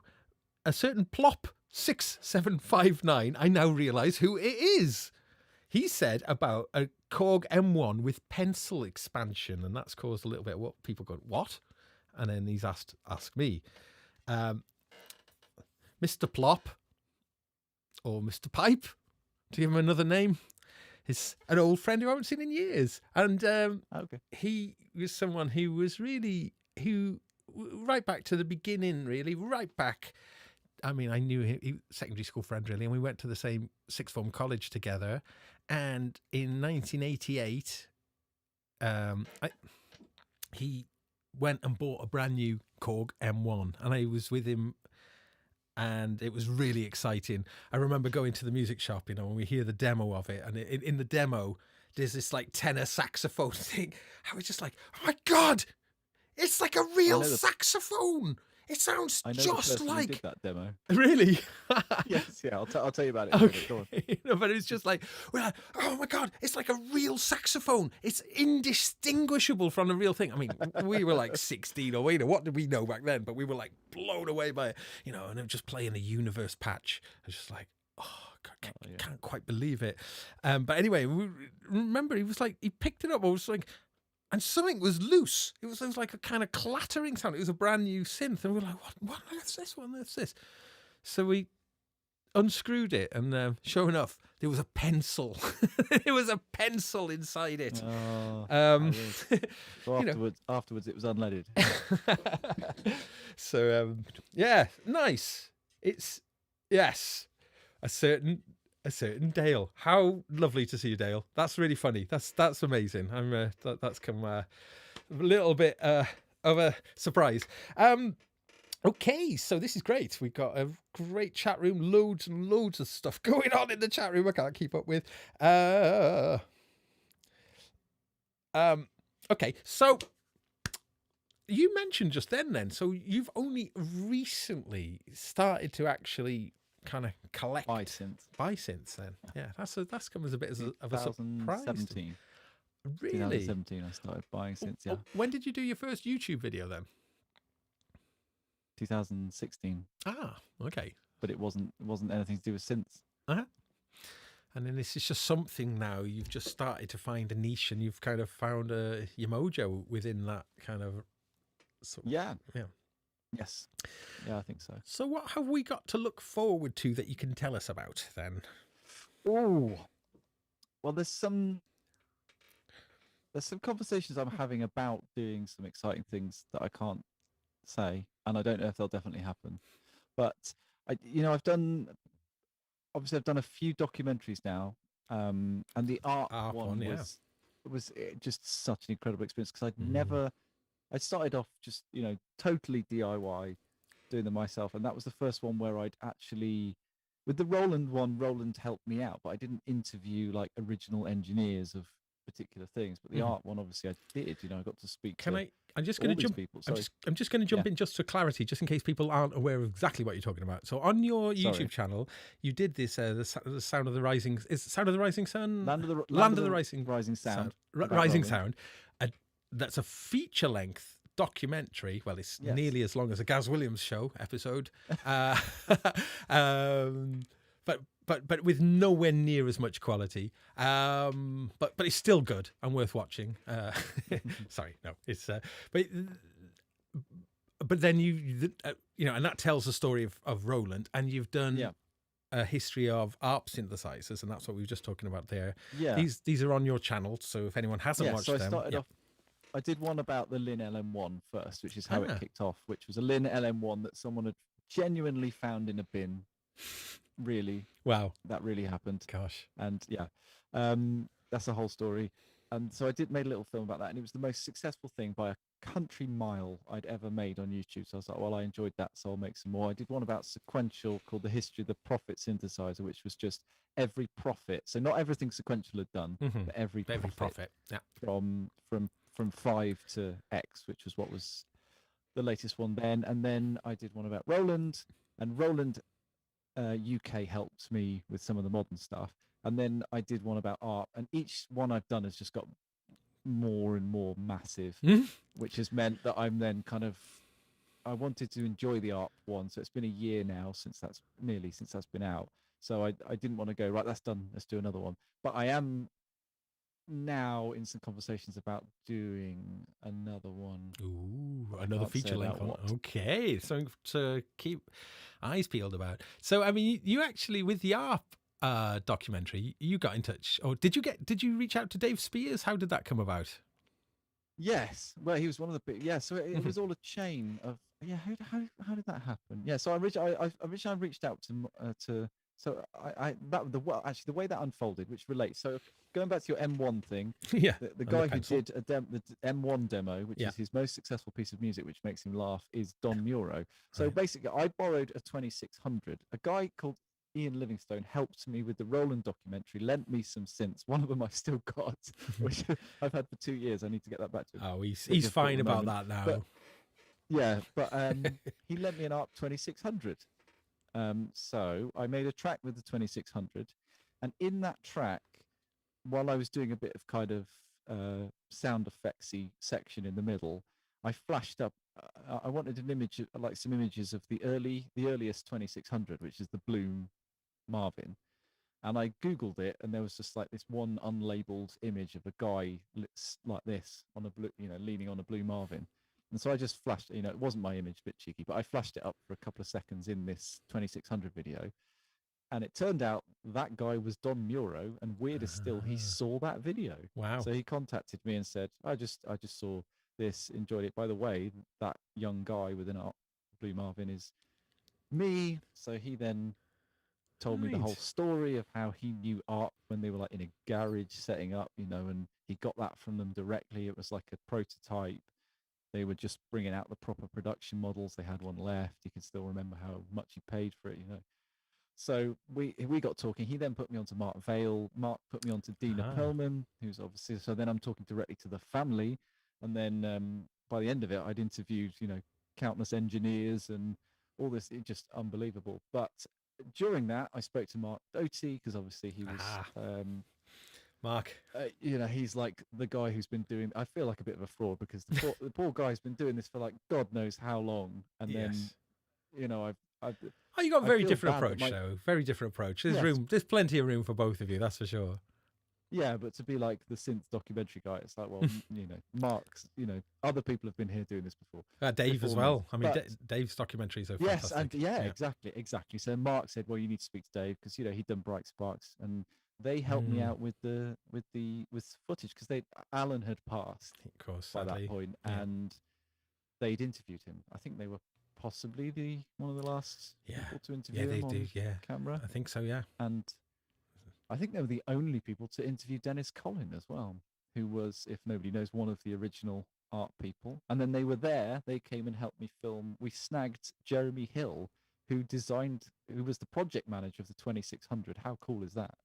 So he was, you know, he was like, oh yeah, I project managed that. But he also designed the Art Pro Soloist, which is anyone who's like a Genesis fan. That's like the, you know, Tony Banks solo synth at one point. Yeah, but they helped me. It just so happened Jeremy Hill was in London, and we because he's British originally, and Dave and Chris, we all snagged him at a moment in London and interviewed him. The only time he's been interviewed. I didn't realise there was a British connection there. Actually, that's quite interesting. There's several, yeah. Who else is the other guy? Oh, his name is slipping my mind. Who I interviewed, who was one of the art Avatar demonstrators, and they pulled him in because he was a guitarist and not a synth player. They wanted to know if a guitarist could get their head around it, and he wound up Bill Singer. Wound up being, and he's British. Oh, okay, interesting. Yeah, so yeah, someone who I've often mentioned about, I think, is as a very underrated huge contributor to music technology is David Cockerell. Another British guy. Do you know about David? And he was the engineer. I know that it's built EMS. the EMS. Yeah, he built the. So, you know, Tristan Carey and Peter Zinoviev were the kind of conceptualists. But, you know, David Cockerell was the actual engineer who actually built those things. But then went on to work with Electro-Harmonix and designed a lot of classic pedals for them, including the 16-second delay, which really is the first. Quite a lot. Quite a lot of the classic, maybe the S900s, S950s, S1000s, maybe. Might be getting a little bit wrong there, but then went back to Electro-Harmonix and is still there now. I mean, and has Electro-Harmonix, a major component in a lot of their hit pedals over the last 20 years, has been this polyphonic pitch shifter algorithm, which is like gold dust, really. So a lot of their pedals, I think it first came out in the Pog and then went into the Hog, and then all of their kind of mellotron pedals and organ pedals, all of those things are essentially using this polyphonic algorithm and feeding it through some sort of convolution to get those. But, you know, the underlying genius of this is David Cockerell. I might be a little bit wrong about some of these details. This is just me trying to piece together a bit of the information about him. But he's a very modest guy, is David Cockerell. He designed the EMS vocoder in the 1970s. Oh, blimey! Wow. Yeah. So that stuff's fascinating. Yes. And it's the era. It's like, when did they do this? Because didn't they do the first ever computer performance of a piece of music? well, certainly in the UK, Yeah. where a computer is on stage That's just right. playing. Yes. And I think it's still tape, Yeah. but I can't, That's strange it's baffling because it's like technology. 60s computer tech. But like, it's like you look at when they were doing this, and you're like, what? How were they doing that then? Yeah, unbelievable.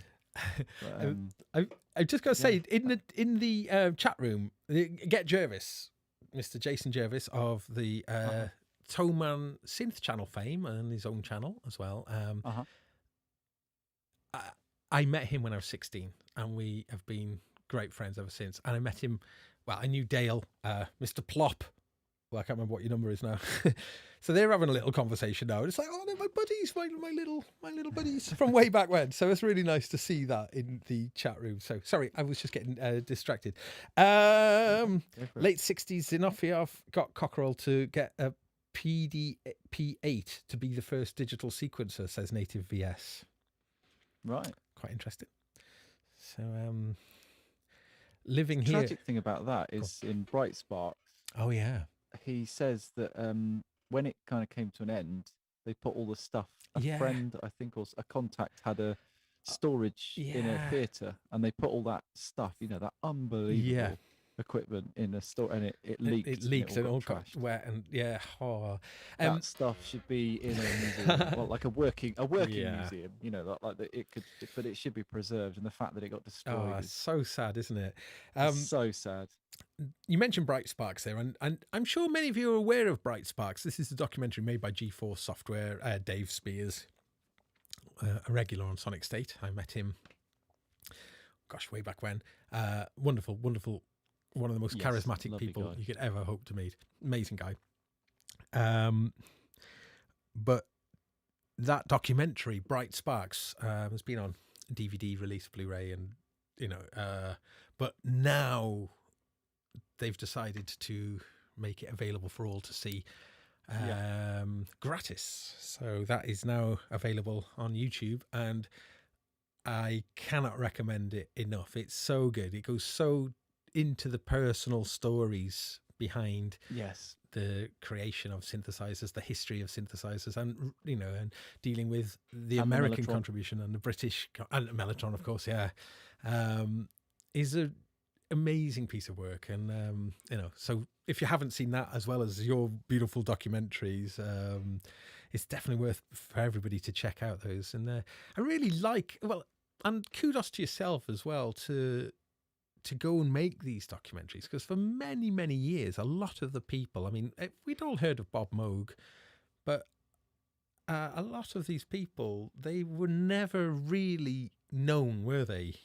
No. There's a lot of them when you get in there, and a lot of them are so humble that they don't want to talk about it. Like the art documentary, there were a number of people who helped me, who worked at art, who helped me with information and stuff that it would be impossible to find out, who really didn't want to appear even in name in the documentary. Wow. Unbelievable. It's like you invented that synth that people now pay like 10 grand for. And it's like, So I'm going to put you on the spot now. Yeah. Who do you think, name-wise, of Roland needs to be more well-known? Because, Japanese names are difficult to remember just because they're so different from... are there any designers who you'd like to call out as being influential? From Roland, do you know what? I'm ashamed to say I don't know that many names. Funnily enough, those names are not... Sorry. No, I found a picture online. It just cropped up of Roland when they formed. So, which is when Ikaturo Kakahashi left Ace Tone. He wasn't happy with the sharing, the company share situation, which changed. He left and formed Roland in something like March 72. And there's a photo of the original Roland people outside this crummy looking building in 1972. So those are like the original people who would have done those early stuff. 1000, I guess. Probably did that behind me, which is crazy to think that they, at some point someone was putting the through-hole components together on those. And I know Don. Do you know Don Lewis? He's a electronic music pioneer. He built a polyphonic synthesizer with all kinds of what did he call it? Leo, live electronic orchestra, which Right, in yes. in the 70s, early 70s, and he had a digital scanning keyboard, way ahead of its time. Wow, yeah. And Oberheim Sems and all these synths, and he would play live anyway. And he got they got a whole hoo-ha with the union and everything about. Anyway, fascinating guy. But he collaborated closely with Roland because Ikaturo Kakahashi saw him playing live at a trade show where he'd mucked about with an ace-tone rhythm ace, which of course was one of his inventions. So he was very interested in this guy who'd modded his invention. They got talking anyway. He worked on CR78. He was one of the people who worked on the TR808. So and then he later worked on the DX7, for crying out loud. I mean, he's amazing. Oh, hang on, my battery's going. Hang on a second. Let's not do that. One moment. I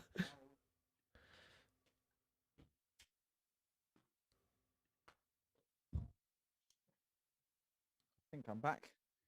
I thought I was plugged in, but not. Anyway, I sent him that picture, and he named them all. Oh, nice. So right, we named some of them and said yes. So I yes.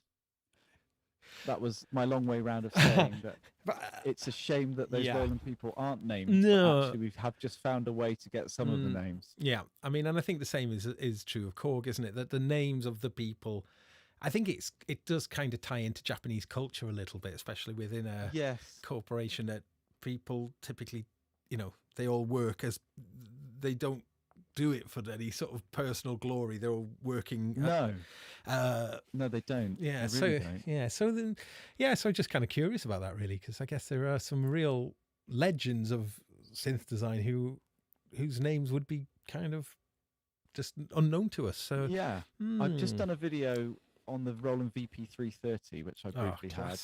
And I found out the name of the guy who invented that, and I, of course, can't remember it now. But he's just quite a humble guy, apparently, and someone tracked him down more recently. That's cool. Well, a lot of unnamed people. I'm going to be starting to draw our little conversation to a close because, we've been on for a while. And is anyone still there? There are. We've got a juicy, healthy amount of people watching, so it's great. I mean, and thank you, everybody, for joining, and some fairly illustrious guests here as well in the audience as well. Native VS is saying Dave Rossum is someone who should never be understated, and no, like Dave Rossum, I have to confess, we were talking about Emu on a Sonic stage show maybe about 5 years ago, and the name, I think possibly when Dave Rossum was just heading out making his Eurorack modules or something, and I was a bit ashamed that I hadn't heard of Dave Rossum at the time. Now I'm really much more aware of him, but I don't think that many people were aware of Dave Rossum, really. Certainly aware of a lot of his contributions, but and I think this is something that's kind of more of a recent thing, really, that and thanks to you and thanks to Dave and Mark Doty, for being historians, really, and for bringing these kind of pioneers into the limelight, and for us to kind of learn about them. I think it's really important and lovely as well. Emus. The thing that I hadn't twigged, because I obviously knew Emu, which is there's all those eras of Emu, like all the modular stuff, the digital scanner keyboard, and then they go into the emulator and the SP1200 and on and on and on. But I hadn't quite twigged until someone pointed it out that SSM, the solid state music chips, is them. Yeah. And I was like, hang on, that's a whole what? Right. That's a whole other, because that's like so many synths. So many. I mean, they were totally. Would that have been the 3340 then? Yeah, oscillator. Yeah, all that. Yes, all of that, exactly. Yes. Yeah. It's huge. They're now making SSIs, which is what's in the Prophet 10, and it was what's in the Isla S2400. Is SSIs. Yeah. Cool. Just checking in with the chat room because we're going to be signing off pretty soon, and we got such a lovely conversation going on. So I feel I don't want to curtail it too soon. But Native VS is saying, don't forget about Brian Kehew as another major historian. And I don't know Brian Yes, Kehew. he is. Yeah, I've who's spoken he? to him. Yes, he helped me out with the art documentary. Yes, very nice guy. Okay. He's got fascinating. He's got one of those digital synths that they only ever made 2, and he's got both of them. Right. And I've forgotten what it is. Oh. He's like such a ridiculous nerd that he's got the Right. things that you see in textbooks, and he's got them. But yeah, he is in Reverb did a film about the 2600 around the same time I was doing a documentary about art, which was slightly annoying because because of NDAs we didn't know about anyway. But Brian's in that because he's from the Moog cookbook. So he spoke on behalf. Right. Yes, exactly. Yes, exactly. Yeah, I know who he is now. Yes, yeah, excellent. Okay. He was, what's Synth Addict saying? He was at the same computer museum with his Conbrio ADS 200. That's it. Conbrio. That's the one. Yeah. Wow, what an awesome chat room we've got. I think they made 2 and he's got them both. And also, don't forget Viv Savage as well. I recognise that name. Not I don't quite know sure. That name. I'm sorry. But I mean, actually, Who's Gordon Reed is an important character as well. Sound on sound writer. Yeah. Oh God, he's helped me. Yeah, really, really helpful. He was another person who's very humble and who gave me loads of information. Yeah, but nice. Was behind the scenes. Yeah, documentary, and he helped me with that some art stuff. Yeah. Yes. I've not met him though, but I've spoken to him a lot on email. But just generally, I think this is such a positive thing, this kind of recognition of these great pioneers and their contributions. And certainly, it feels nice for them to be out in the open a little bit more. Okay, so we're gonna draw things to a close. So we'll just have a few closing thoughts. So you've kind of alluded that there's some interesting stuff coming that you can't tell us about. Yeah. I've got a question for you. Do you have any music planned to release, sort of that's not video related? You do. Yes. So there's 2 things. The first thing is I've got another album imminently. So the way I've been doing albums is when I borrow synths, I do demos with them. And over the course of a year, you collect up like 20, 25 demos, and then you think, okay, what 10 of those would make a nice album? And then you remix and remaster them. Yeah. So Jakob who does mixing for me, who's awesome, is just finishing some of the remixing up on some of those. So that's going to be coming out. So that is it's from videos. So there's a track with the System 100M. Oh yeah. But it'll just be actually properly cherry picked tunes that remixed and mastered. Neat. Yes, and then put out. So that's going to be out soon, and it'll be called Tableau with an X on the end, as in plural. And there is a song called Tableau on it without the X, which is single. And are you using Alex Ball as the artist name? I am. Yeah, I'm not very original, am I? So there's that, and I've also just completely by chance, a bit of fun, started a kind of a complete opposite of that. I've been doing an album with this behind me. Yeah. Which what I've been doing as a challenge has been creating something on that with just that and maybe one other thing and making it, and the little Boss DR110, hilarious little drum machine that pairs with it so well. Oh, it does. And I've been going through a grubby old Ibanez mixer, which you can see behind me here, and into my DAW in stereo, and that's it. I can't. Yeah, that's the Ibanez mixer, is it? Yes. I don't think I've ever seen one of them before. What's it called? RM80. Mm-hmm. So it's like it's one of those mixers that if you just push it even slightly, it starts to drive, but that compresses, so it's really nice. Does it drive in a nice way? Yes, it drives in a really nice way. You can push it really hard because it's completely analog, so it doesn't clip. It just like saturates. So I've been doing so I do something and I record it in one full pass through the mixer. It goes into my DAW is acting as a tape machine, so it's just capturing it in stereo. So I can't do anything. That's it. Once the tape's done, that's the tape. That's done. Nice. And I'm doing. So I wanted to do the complete opposite of like a produced album. I wanted to see something raw and dirty and live. Mm. And so I've just been doing like these 3-minute tracks just with the 100M there and Nice. some other classic synths paired with it. And my thinking is I filmed each one, so I think there'll be a video album because you'll be able to watch it live. And I'm thinking it would be a nice thing to get done onto vinyl because the sound of that synth is just something that I think would translate to vinyls well. So I was thinking later in the year about doing a video about, once the world reopens, a video about getting something mastered onto vinyl and then making that a vinyl album, which I thought would be, so that's the first I've told anyone about. Oh, neat. Exclusive. So there's something imminent and then there's something in the works that I'm thinking, which is just grubby analog nastiness. Grubby analog. Nice. I did notice just then, actually, I'm going to go back full screen to you a moment. I can see a Touche just peeking around the corner there. Yes, you can. Now I'm making a video about that right at the moment, so I want to just pick your brains a little bit. I mean, the stuff people do with it with MIDI, I've seen with MIDI CC is some of the stuff people do unbelievable. But I'm not that skilled with it. But what I love about it is that you can. I can't reach, and I'm not going to reach it because I'll break everything. But because it's touch sensitive, and you can not only touch sensitive, but you've got the axes. Axes, you can assign CVs to those.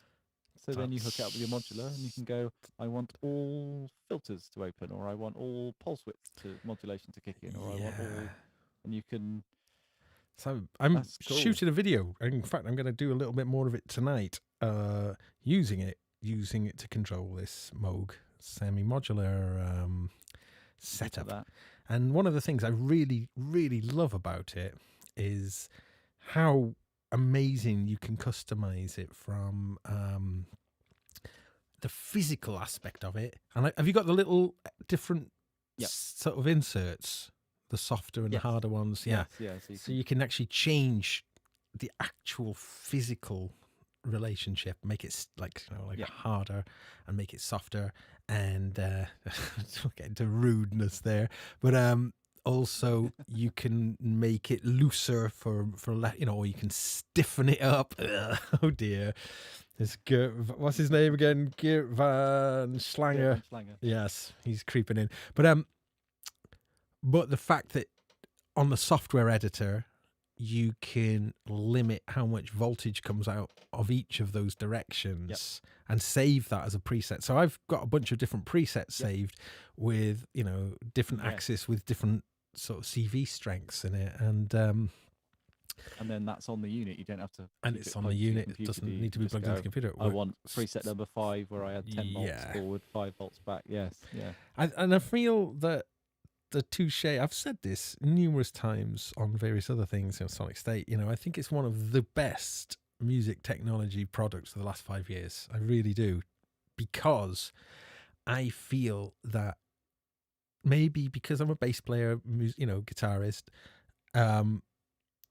that I can put my physical self into the interactivity with these electronic devices, and I feel that especially just as I mentioned, all of the different configurability allows it just to be exactly how you want it to be, and that you can go in and tweak it and get it just right. And I think it's really, really cool. So that little video of mine, that's going to be something, it's taken me a while to make, but that's going to be something coming out on my channel, so something to look out for. But anyway, I was talking about me. I wanted to talk about you, and I took over, so I apologize for that. So, right. Well, I think we're going to call it an evening, call it a night. Thank you ever so much for joining me. A real huge pleasure.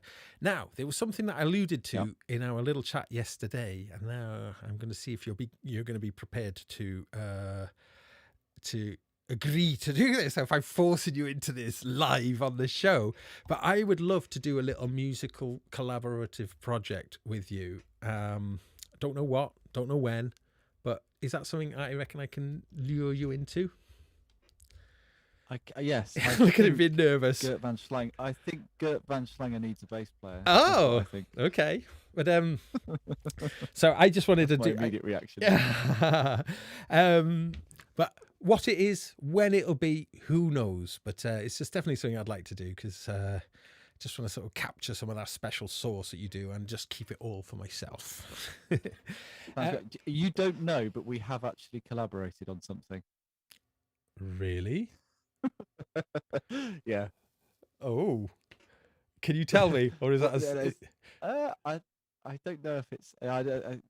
Oh, You were asked to do something, and then I was asked to do something, and I was sent your bit, so I know you. I've played guitar to your bass. oh, I'll tell okay, you after. yeah, all right. Oh, okay, I don't know if it's public knowledge. okay. I don't know what they're doing with it. Yeah. All right. Oh, there we go. So we have actually covered it. You just don't know it. Oh, there we go. Yes, I totally up for something. Well, no, it's done now. We've done it now. We've done it with that, so it doesn't matter. Yeah, there we go. Yeah. Right then. Okay, so I'm going to sign off. Ladies and gentlemen, I want to thank everybody for joining us. Thank you so much for the wonderful chat room action and all of the lovely interactions. Makes me incredibly happy. Some great friends as well tuning in, which is huge pleasure. So yeah, I'll be back next Monday at around 10:30 p.m. for my continuing adventures of Eurorack, and I'll be back on Wednesday with another Gaz Williams show. So that's me. I don't know, I think I've got some Sonic State stuff coming out soon as well, so keep an eye out for that. But Alex, what is the next thing for people to look out for? Have you got something coming out on your channel soon? Is there something? Yeah, there'll be a Roland VP. Oh, the VP video. That'll be the next one. I'll probably put it out next week or something. Yeah, something for everyone to look forward to. So, Alex, yes, Roland's most expensive, the most sought after vocoder. Yeah, we'll find out why. We'll find out why. That's what Underworld always used, you see, and they tried to take them out on the road, but they were just too delicate. They were for the rigors of modern touring. Anyway, yes, more conversations to be had. Hopefully in the future we'll get you back on the show. That would be amazing. Yeah, great. And I guess all it takes for us now is to say goodbye, and please consider subscribing and click that stinking bell and all that kind of nonsense I hate saying, but I'll say it just as and to like this video. If you like Alex Ball, like this video so I can get a little bit of his kind of mojo on my channel. You're going to get loads of thumbs down there. No, don't do it. All right then. Okay. Thank you, everyone. Thanks so much once again to Alex for joining us and to our lovely audience, and we will see you all soon.